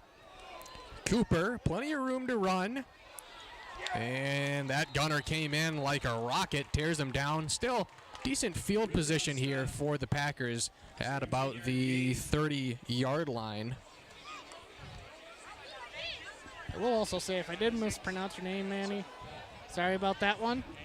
I can be roasted on Twitter for that one. I'm 100% okay with that one. Cooper returned it to the 30-yard line where the Raiders will take over 1st and 10 from their own 30. Raiders need to get some magic going here. Definitely, it's definitely doable. Still a lot of time left. If they can score here, I think they have a pretty good chance. They just got to string together some first downs. Had a real tough time tonight moving the chains. Milner, pass on a screen. Johnny Bez to the outside, shucking and jiving, and he's upended, but he'll be taken down at the 38-yard line. And that's exactly what they need to do right now. I've been talking about it all game to the point it might be annoying, but you see that? The yards after the catch are huge, especially with a fast receiver like Bezicek. Don't have to get it to him every time. Get them to the other guys too, but short little passes like that, they're going to get yards all day. Have you been hearing how the PA has been calling his name tonight? Yeah, they've not been doing great with Bezicek, but to be fair, that's a really hard name to pronounce. And I will call you out. You used to call him Bezdizic. I did, but I never called him. I think he threw an N in there. Pass interference, likely the call here as the flag comes in. Yeah, I mean, I'm one to talk. I butcher names all the time, but I found that one pretty egregious. Oh, no, and I can't judge. Names are hard, especially at the high school level. You don't got pronunciations all the time. That's going to be a PI. Interference on the offense. Offensive PI. Yeah, that is just extra. That is salt in the wound of this Raiders offense. That's a backbreaker. You can't be. And we were talking about it, too, at halftime. The Raiders have played pretty clean. Before half, there was only one penalty, and that's for kicking out of bounds, which is, if you consider that a traditional penalty, that's huge. Well-disciplined team by Dana Stone. Yeah, you can pretty safely say that the Raiders, their opponents have beat the Raiders. The Raiders rarely beat the Raiders themselves with penalties, but they need a drive here, and now that's going to force 2nd and 17, 4 wide for the Raiders. Milner, pressure, throw, catch. Cooper tries to slide his way through 2 Packers defenders, and he's going to get right around the original line of scrimmage here on an upcoming 3rd down. Gain of 9, 3rd down and 8. I like how quick Danny Milner got that one out. He didn't waste any time, and it was right on the money, too. Good pass from Danny.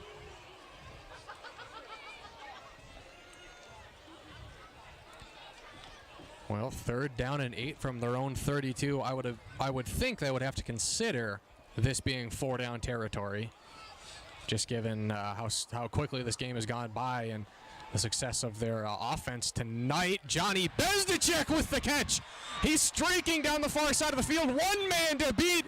Touchdown Raiders. Johnny Bezicek, 68 yards. And that's going to put the Raiders right back in this game. Hunter Pinky, we have been talking about that for 3 quarters, and we finally see it. I feel like a broken record, Owen, but man, were we right. Like, that was to be expected. We were just waiting for that one Bezicek play. He just sniped it out of the air. That was a contested catch. What a job by Johnny Bezicek. He really saved that play. What a great receiver we have. Well, he is saving the Raiders tonight. I mean, yeah. I mean, we keep saying it's going to come. It's going to come. And finally, we see it. That stops a streak of 20 unanswered points by the Packers. The Raiders will go for a 2-point conversion on the play. 4 wide. Burrow to block. The catch is dropped by Jack Cloutier, and it's going to remain an 8-point lead for the Packers. Take a look at that 2-point try. It was a very catchable ball. Sports fans, now we've got 2 more buttons to announce. Take a look Check at that. Buttons, yeah, that was not a little bit behind him, but that was a very catchable ball. But obviously, I don't think Cloutier should beat himself up too bad. That is a tough catch, but it is makeable. And he's only a sophomore.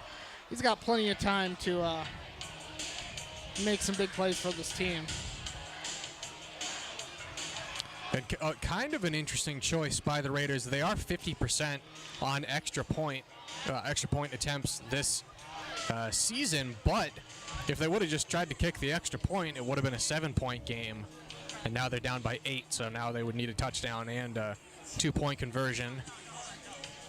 In the same vein, though, I do like the aggressiveness of the call, just because you want to fire up your team, and if you make that play, that's a huge momentum swing. That would be a dagger, if you would. Well, that would kill South St. Paul's momentum. The Packers have now entered the danger zone against the Raiders, and we'll get a premature whistle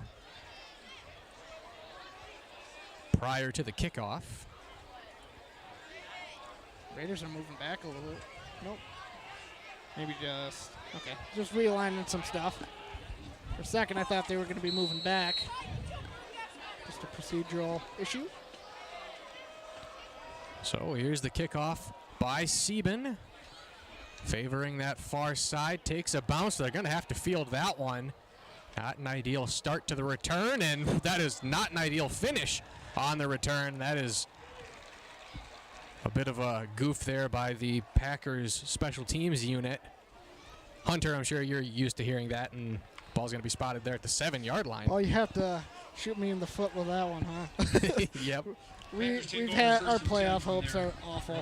That's a huge play for the Raiders. Exactly what you needed. There's that momentum swing again. Have them stuck within, 5-6 yards of their own end zone. Safety would be huge here. Yeah, and even if you can just get them to punt the ball from within their own 15, I mean, field position is so important in a game like this. We'll get the run. Peterson misses the tackle, spinning around, and that's a pretty good run there by the Packers with 30 seconds to go. That's going to put them just a yard or two shy of the first down marker. Yeah, and when you have such a big towering back like they do, you're not too scared at your own end zone. Oh, he got Creed Peterson pretty good on that one. Nice move by South St. Paul.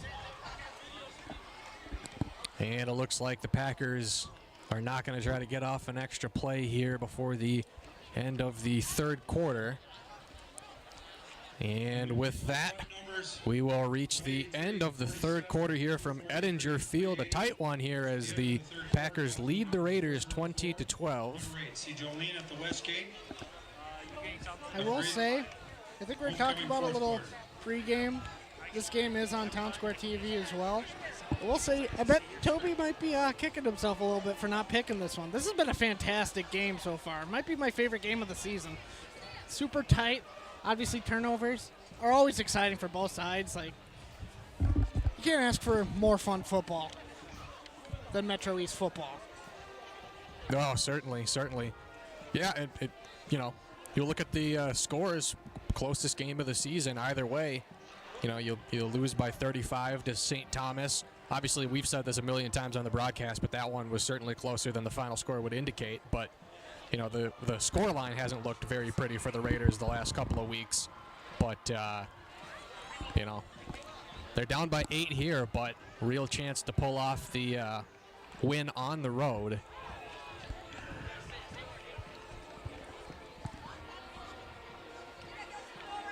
And obviously, too, I think you never want to fall in the mindset, too, of, you must win these games.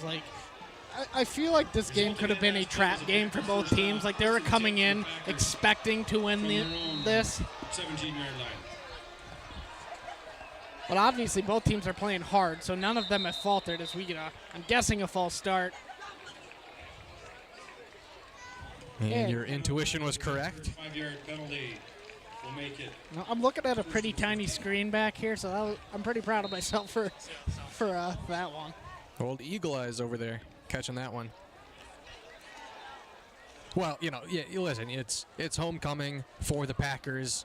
The Raiders are trying to break a 2-game losing streak. You're at the midway point of the season.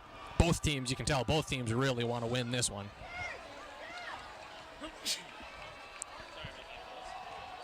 We'll get a run by Lee Peterson in on the tackle. Mild gain. Out to the 16-yard line. 4-yard gain. Also want to give a shout out to Nick Tuckner watching the game. Second and 11. Unfortunate you couldn't be with us tonight, but we're glad you're watching at home. Thank you for tuning in. Voice of Raider Nation still supporting his Hastings Raiders. Also like to give a shout out to Doug Ely, tuning in Cottage Grove, Minnesota. Got to do those shout outs at some point of the game. I know it's enemy territory for you guys, but, you know, is what it is. Lee upended by a couple of Raiders, short gain. Going to bring up a third down and about 11 minutes to go here in quarter number 4. Get a look at this one. 3rd and 10. That was a nice job by Ryan Clemens once again getting off his block to make the initial hit, then had Creed Peterson right there to back him up.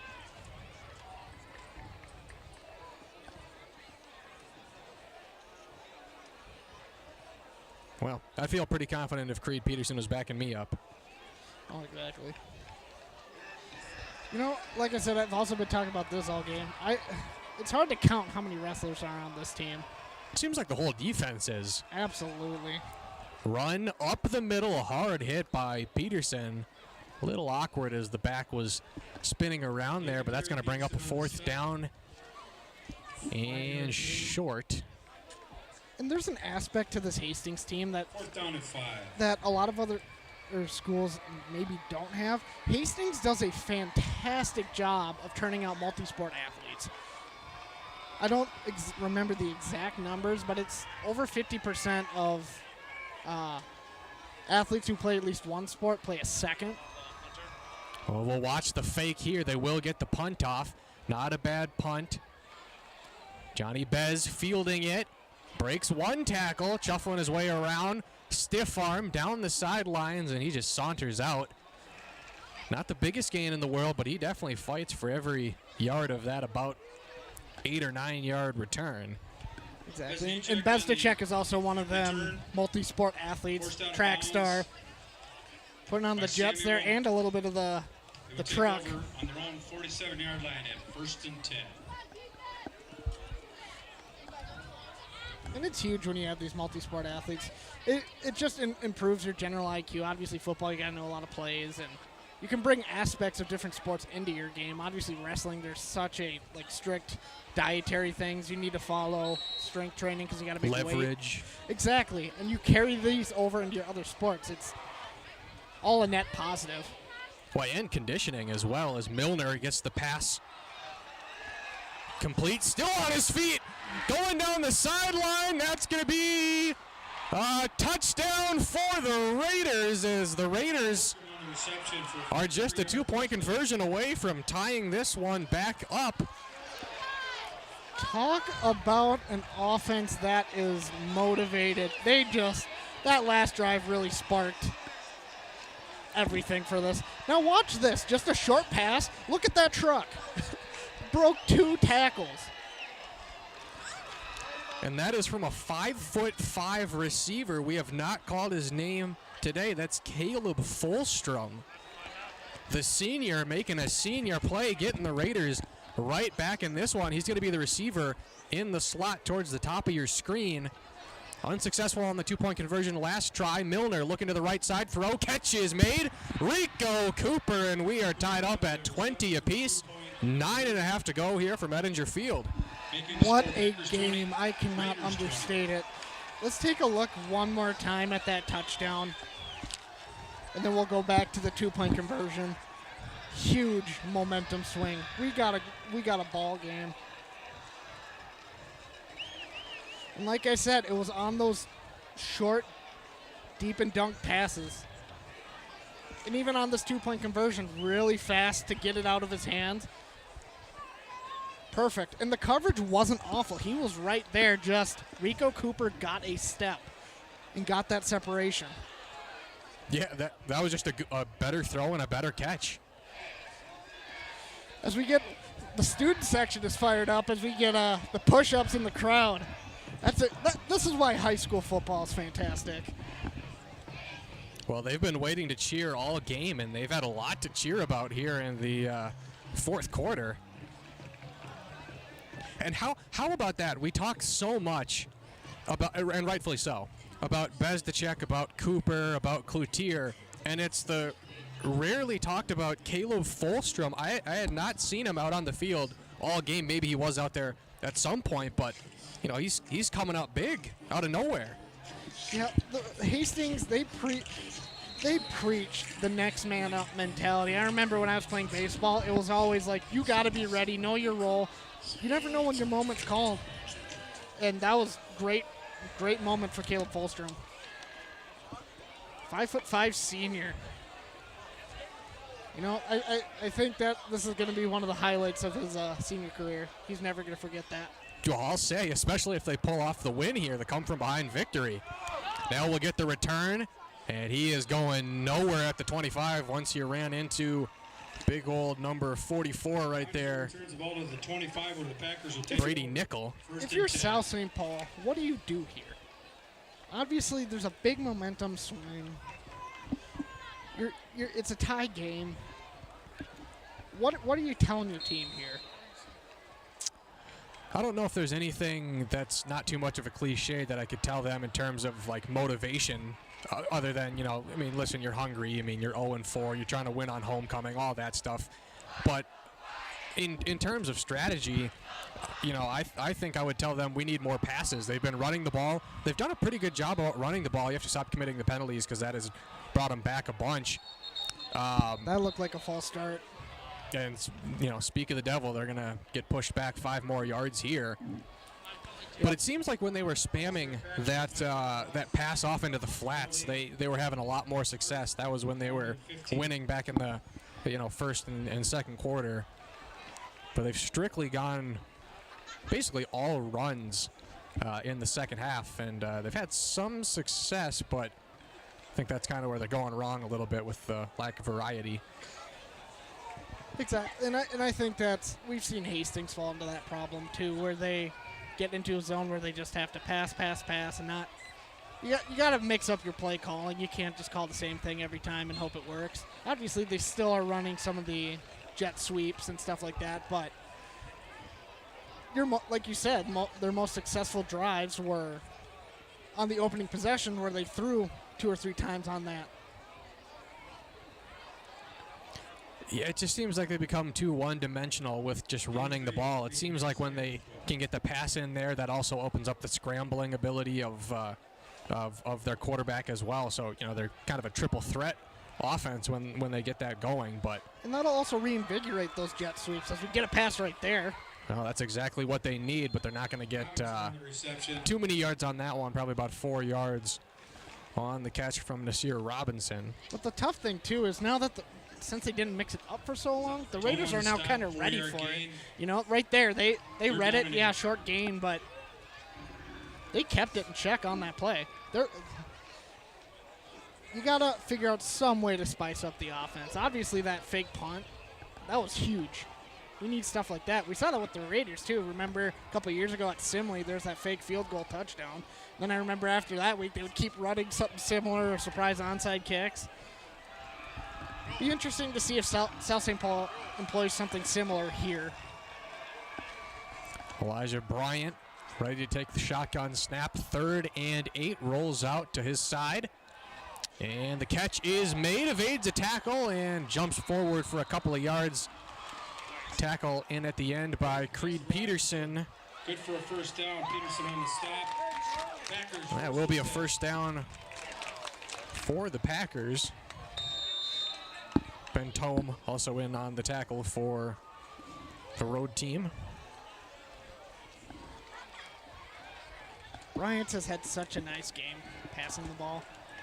Like I said, I'm surprised they haven't thrown it a little bit more. It's rare when he's missed a pass tonight. Yeah, they're throwing high completion stuff outside of those outside of that touchdown, which was a back corner fade. Rush to the left side of that offensive line, falls forward for about a yard as Belmar is on the carry. For 2 yards, Tome on the stop. 2nd down and 8.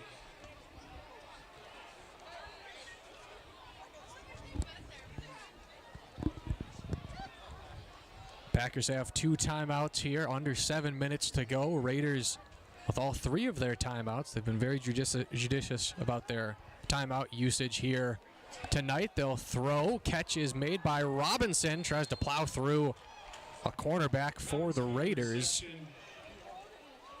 3-yard gain. Goes Chumsland, forcing the receiver Robinson out of bounds. Force out. Chumsland's been involved in a lot of plays tonight, too.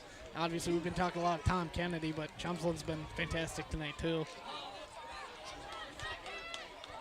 We get a look at the South St. Paul student section down in front of our cameraman, Ian, doing a fantastic job tonight. Also want to just take a minute and thank all of our crew for making the trip tonight. Ben Brandon, Max Slocum, obviously Owen, Ian. It's tough to get crew for road games sometimes, and they're doing a fantastic job tonight. That's okay. Every game is a road game for me, Hunter.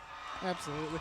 I guess, yeah, I suppose. As they'll fake the jet sweep, scramble up the middle, and they let this go on for way too long. That's how somebody's going to get hurt, but they're going to be short of the first down marker as far as I can see it. What are they doing out there? That's just irresponsible. That's tough. It's because you don't want to. It's tough on the officials' end. You don't want to call it too early when they get a last-second push, but also you don't want guys to get hurt. There's a balance, but when the pile is 3/4 of the players on the field and they're just pushing, that's how. Absolutely. You got to look out for player safety as well. I'm not trying to dog on the refs, but I think that is a legitimate gripe. Absolutely. So 4th down and 1. The Packers trying to engineer a victory here, their first victory of the season on homecoming. The throw, the catch is made. He dives forward, and the Packers certainly think that they got the first down. We'll see where the refs decide to spot this one, and the chains will move. First down, South St. Paul. Take a look at this one. Like I said, the Quake pass is working extremely well for the Packers, too. Obviously, you can't see the sticks, but that was a pretty lengthy dive, so I wouldn't be surprised if he had it. 5.5 to go here in the 4th quarter. Packers driving their way down the field. The Raiders defense looking to complete a come-from-behind victory. Run up the middle. Falls backwards for a gain of about 5 to midfield. Gain of 4, 2nd and 6. Hartman on the stop. Like I said, the one thing the South St. Paul Packers have done really effectively tonight is their clock management. They have been killing the clock, and on this drive they're doing the same. They're still just getting chunk plays enough to keep picking up first downs. And if they can march it down to the other field, they might not leave Hastings with any time to mount a comeback. But obviously, they're still at the 50. So they still need to pick up a good chunk of yards. Oh, we had a Raiders defensive player blowing up the offensive line there. There was Austin Aflay, but he did miss the running back, and that's going to be a gain of 4, 3rd and 1 upcoming. For 5 yards. 3rd down and 1. Hartman on the stop. One as we get a look at more Hastings crowd.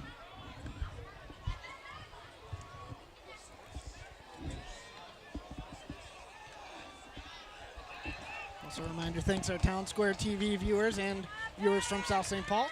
We appreciate you. Handoff up the middle, first down, much more! And it's a touchdown saving tackle by Sawyer Chumsland. I mean, he was full speed ahead, and he just dives and holds on to that jersey. Not the prettiest tackle you'll ever see, but the Raiders will take it. Absolutely, Sawyer Chumsland saved that touchdown. Look at the jersey rip right there. Just grabbed hold of his pants. And well, he's lucky he didn't pants him right there. He was holding on for dear life. You know, I don't know if we could show that on TV. I don't think we'd have a choice. We're live. On that angle, no. 3.5 minutes to go. The crowd is really getting into it for the Packers. Elijah Bryant, handoff. Belmares up the middle. Gain of 2. Belmares tackled by Clemens. Gain of 2. 2nd down and 8. Right now, like I said, the ball's in the court of South St. Paul. They can keep killing this clock. The Raiders won't have much time to do anything. So while we take a look at the fans down there, the two trucks, they have a pretty good view of tonight's action. Maybe not on this side of the field, but that's a pretty unique spot to be catching a game. Well, they have a very good spot to hear the cannon go right off in their ears. Bryant handoff this time to Lee. Short gain on the play down to the 15-yard line. By Peterson. That was a nice tackle on the back end by the Raiders. So we get a look here. They're down to 5. Timeout Yeah, that was a Raiders. nice tackle by Creed Peterson to wrap him up and bring him down. And we will get a timeout on the field from the Raiders. Well, we have another pause in the action. I do want to remind our viewers our next broadcast is actually tomorrow for girls soccer versus Park. It is, I believe it's senior day as well for the Raider girls. They came away with a huge upset over Hill Murray, I believe earlier this week or last week, which is huge because Hill Murray is the top of the conference. So that should be a good one. Hastings Park is always fun. I'm sure you know that, Owen. If only they were in the same conference. Exactly. The rivalry has lost just a little bit of flair, but I'm glad they still plan out to play each other. There's nothing like a border battle. Exactly.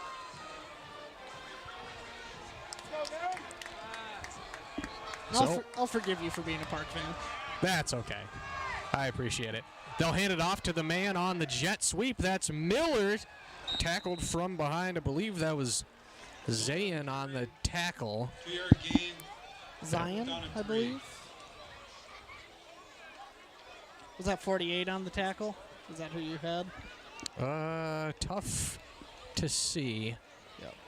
That might have been Zion. Either way, it's a stop there for the Raiders, forcing a 4th down and 2. Interesting decision. Do you try and kick a field goal here to just get the lead? For the Packers. I would not.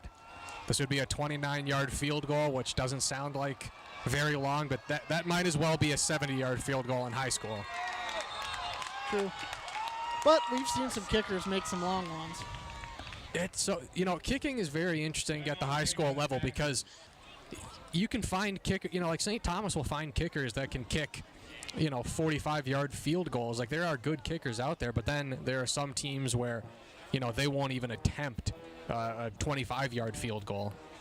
Well, exactly. And I think last year Hastings, they had a pretty solid kicker in Reese Fillion. I believe he barely missed a 45-yarder, but he has potential to make some pretty long kicks. Even if you have the kicker to make 31-yard field goal, which is where they now spot it.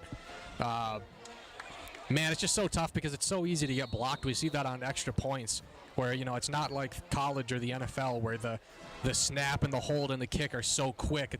It's a lot slower at the high school level, and you see a lot more blocks. Big play coming up here for the Packers. This could be game. Well, Raiders need the stop here.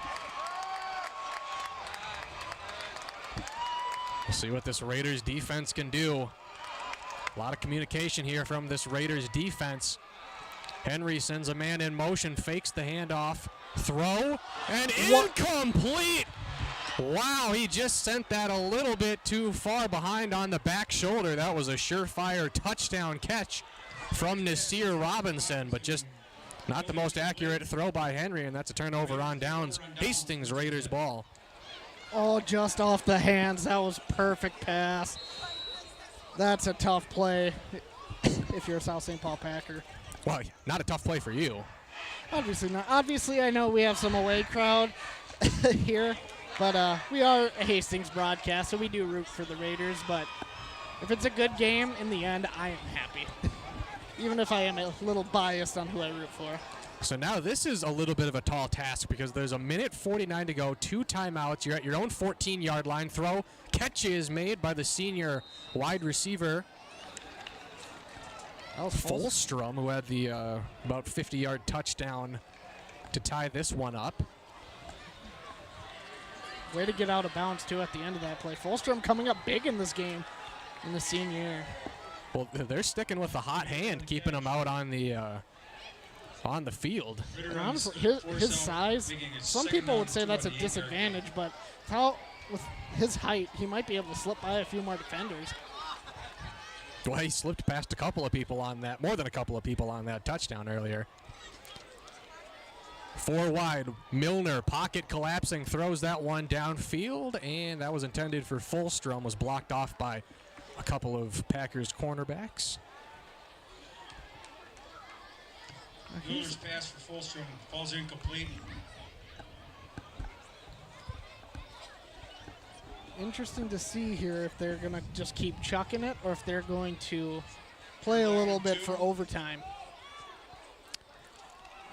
I think it would be wise of them to try to run the ball here on 3rd and 2, just extend the chains. Because you chuck it too many times and it goes incomplete, then, turn over the ball. Milner runs up the middle, first down. Heads up play there by Milner. Obviously just a short gain, but it does give them a new set of downs. Take a quick look at that replay here. Nice job by Milner, just dropping back like he's going to pass and just took off and ran with it for the first down. Perfect play call.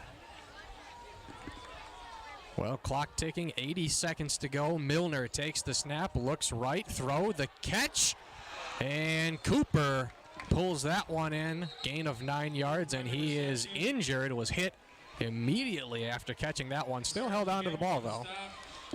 Yeah, absolutely. That was a hard hit. Way to hold on to that ball, too, after taking a big hit. We'll take a look at that here in a moment. We'll get a look at the replay. We'll see what happened at the end of that, too. It looks like Cooper is going to walk off under his own power. Nice catch. Ooh, he took a shot right to the back. And it looks like Cooper's going to stay in the game. I don't know, maybe he just got the wind knocked out of him. Maybe he got, his ribs. If I'm not mistaken, don't they need to check out for a play since it's college rules, or is that only with the helmet popping off? Well, he's staying in the game, so I guess not. I guess it must only be for the helmet. If anyone knows specifically, please correct me. But I thought that was the rule, but maybe it's just with helmets popping off. But fantastic catch by Rico Cooper. Huge play to keep the drive alive. And so I don't think the Raiders were charged a timeout there. So they still got 2 on the clock.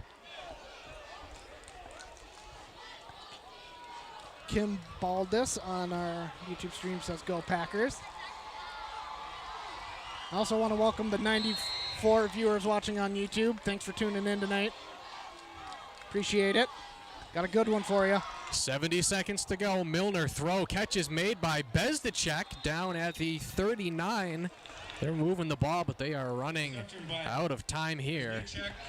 Results in a first down. Lee on the stop. They got to move fast if they want to even think about attempting a field goal or even just scoring a touchdown, unless they're banking on another big Bezdacek play, which could very well happen. And the Raiders were charged a timeout, so they have 1 remaining. The throw, the catch, it's bobbled, but it looks like Bezdacek held on to it. Might have been a bad thing, though, because they only got 4 yards. Clock is going down here. As they get ready to go. They hurry back to the line, and they will spike it. Let's take a look at that last catch by Bezdacek. Nice quick pass. Ooh, yeah, just think he wanted to run a little bit too early on that play. Well, it was an impressive catch, but it did cost them about 12 seconds on the clock for 4 yards.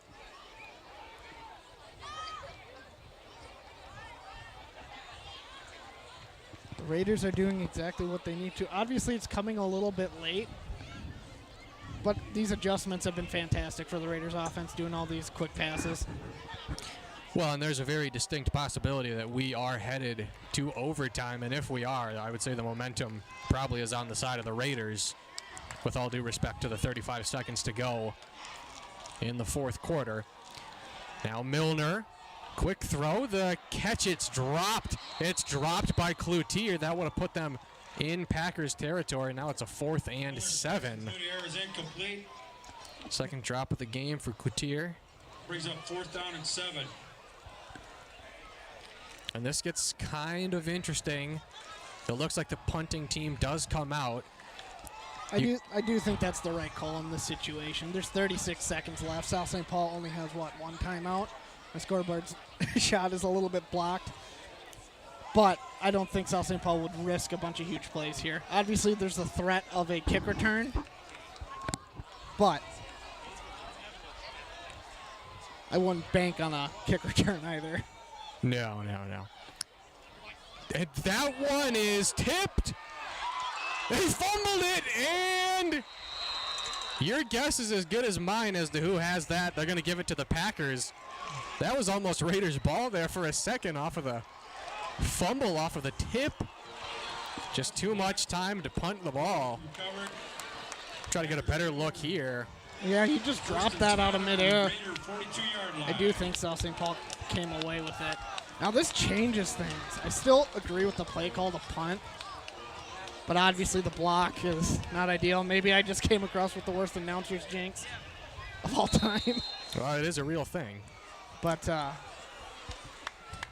South St. Paul still needs a couple of big plays here to make this game. Well, Dana Strain was feeling confident in just sending this to overtime, and this might not even get to overtime.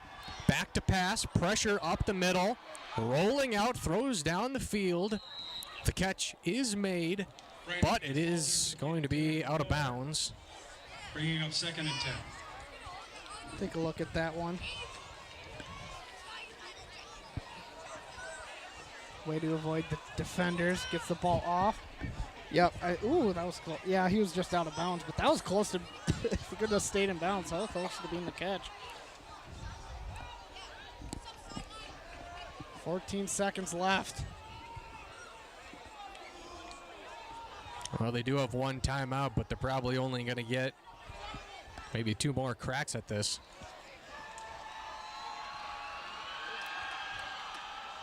Throws a rocket, and that one is a little bit too high for their intended receiver, Nasir Robinson. 3rd and 10. If he had him wide over the middle, he would have eaten up a lot of yards on that one. You look at Coach Dana Strain and Adam Welch.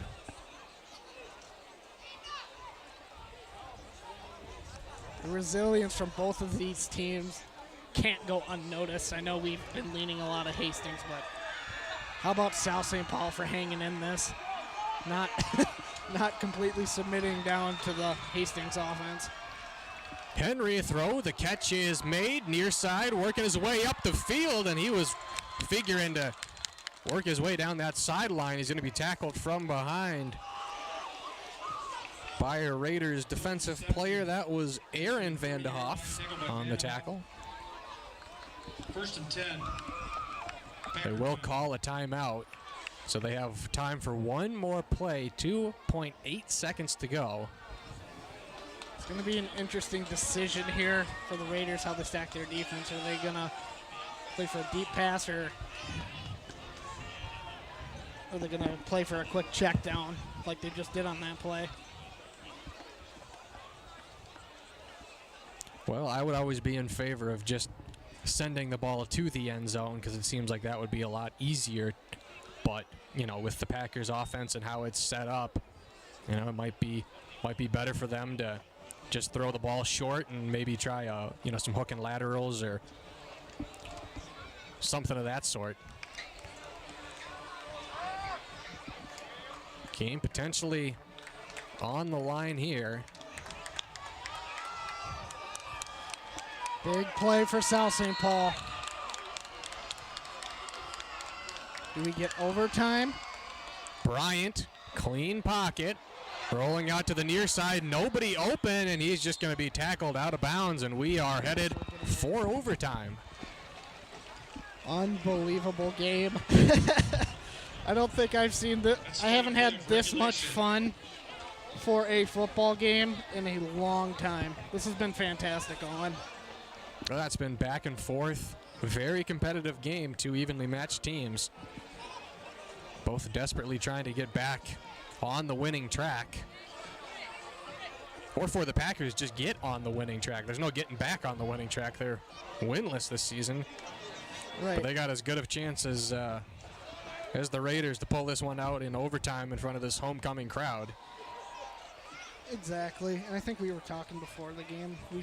We were thinking Hastings, this was the easier side of the schedule, but clearly not tonight. South St. Paul's been playing fantastic, and they're not playing like an 0-4 team tonight. They want that win. They want to make their section standings look a little bit better, as we saw earlier. Why don't we take a look again at the Section 3-4A standings? Obviously, I messed up on the overall record, but Simley's been pretty much in control. Otherwise, everyone else has been 1-3, 0-1.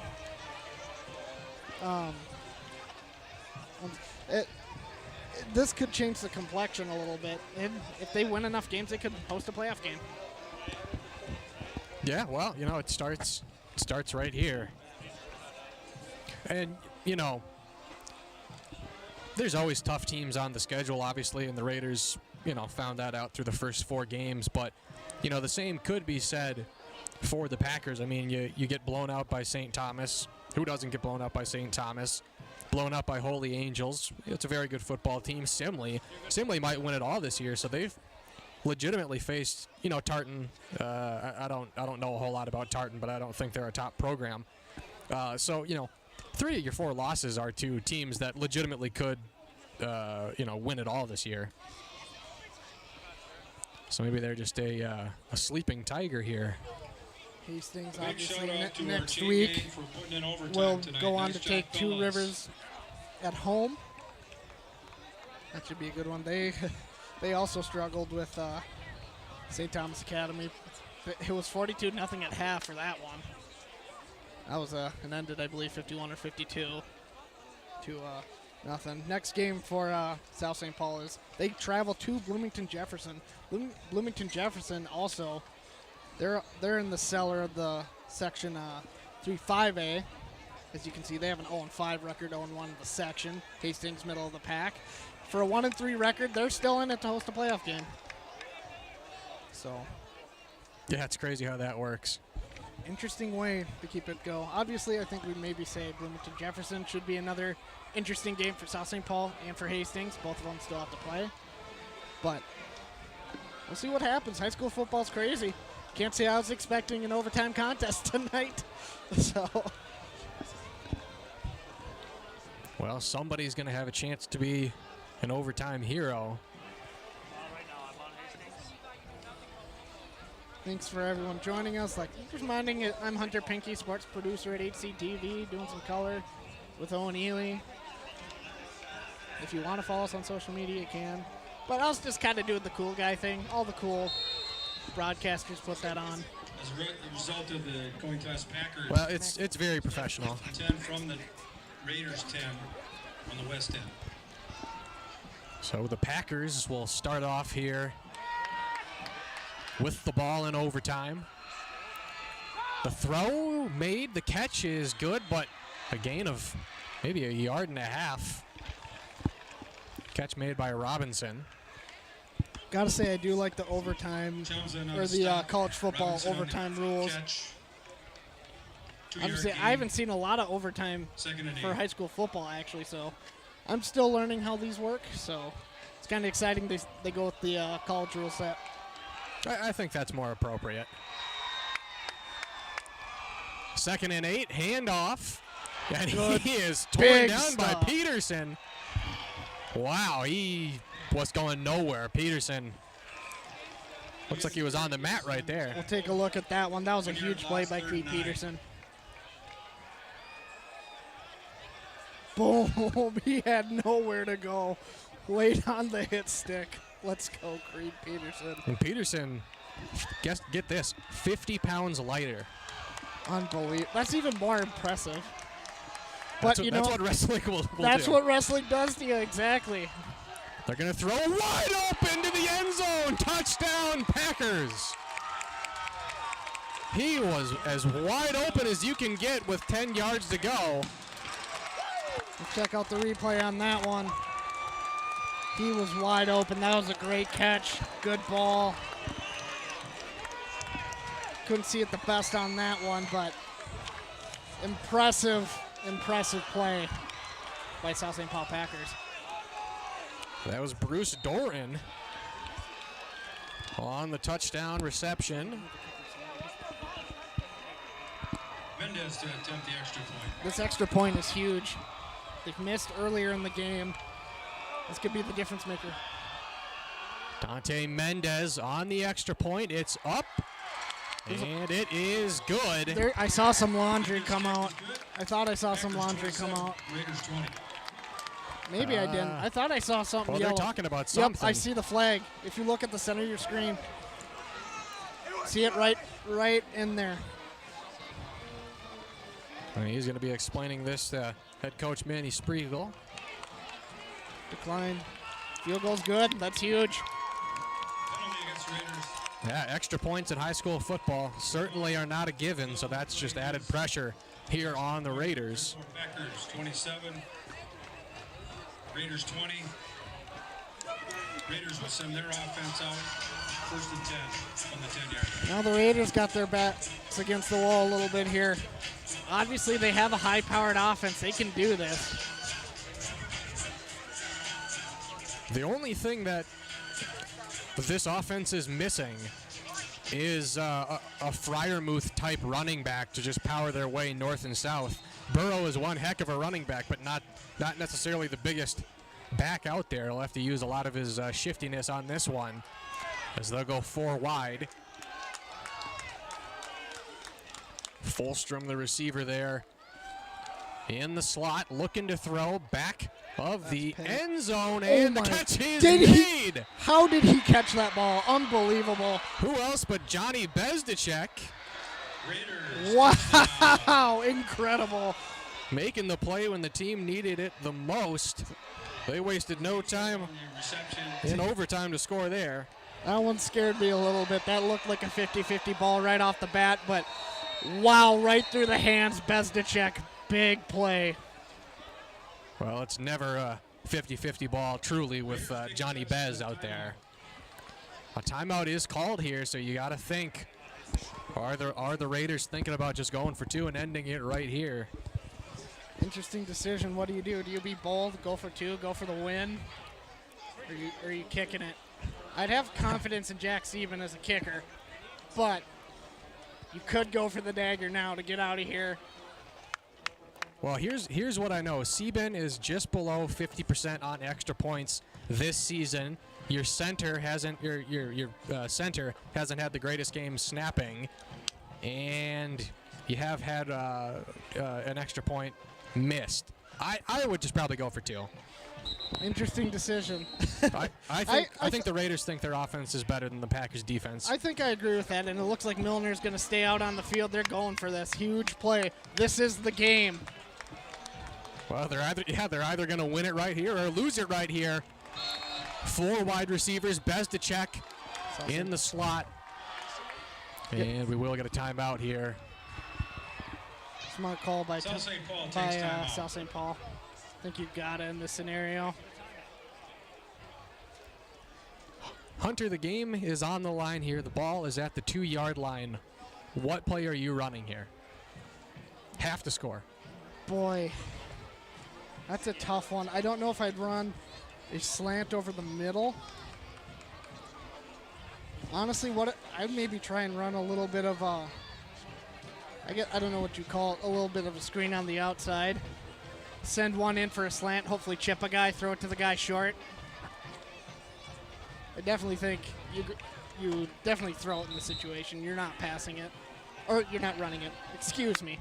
I'm on edge, folks. I'm shaking right now. This is high pressure football right now. Game is on the line here.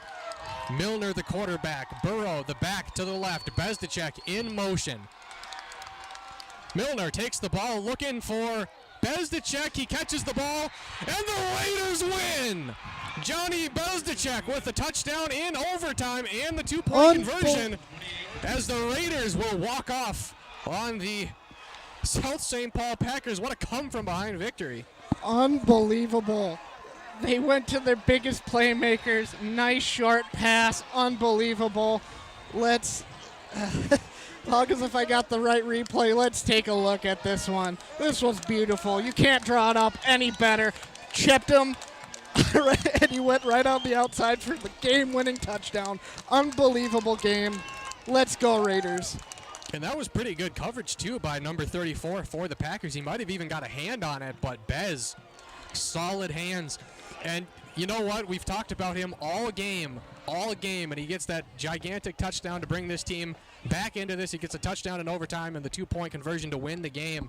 That's playing aggressive. That's believing in your playmakers. And boy, did that pay off with Johnny Bez right there. And like I said, I think you were right. That aggressive call is perfect. You're either a genius or, you know what they say, it's not the brightest call, but that was an awesome decision to go for that great play. Obviously, the Raiders are now, they won that big game, but now they got to look ahead to Two Rivers next week. Obviously, they have a pretty low record as well, but you still got to play them tough like any other team. I think a lot of us thought this would be a very different game, and it turned out to be one of the best games of the season. So you can't predict everything 100% in high school football. And I'm kind of lost for words after this game, Owen. It was fantastic. No, you set it up beautifully. I mean, you know, this was a trap game, and they nearly fell into it, but they pull it out just right at the end. I mean, the offenses at the end of this game were so prolific, especially considering how they kind of faltered early in the game. Who would have figured that would have been the turnaround there? And the Raiders are going home victors tonight. Before we go, though, I do really want to say, like, these South St. Paul Packers played incredible. They played hard. They played with passion. They wanted to win this game, and they didn't die until the end. Their overtime drive is a perfect example of that. Obviously, they made the extra point, but they clearly just did not want to lay down and die. And they want to make this season something to remember, even with a lower record. And I think next week, if they can build on the positive things they did today, they should. I think they have a very strong chance of beating Bloomington Jefferson next week. That is a team that we saw today that will not go winless on the season. Absolutely. But thank you all for tuning in once again. And Owen, I'll let you send us out tonight. All right. Well, a special thanks to Hunter Pinckey, Owen Ely, Ian Andrusek, Max Slocum, and Ben Brannon. Thanks for tuning in, everybody. The Raiders getting the win on the road over the South St. Paul Packers in overtime, 28-27, here on HCTV Sports.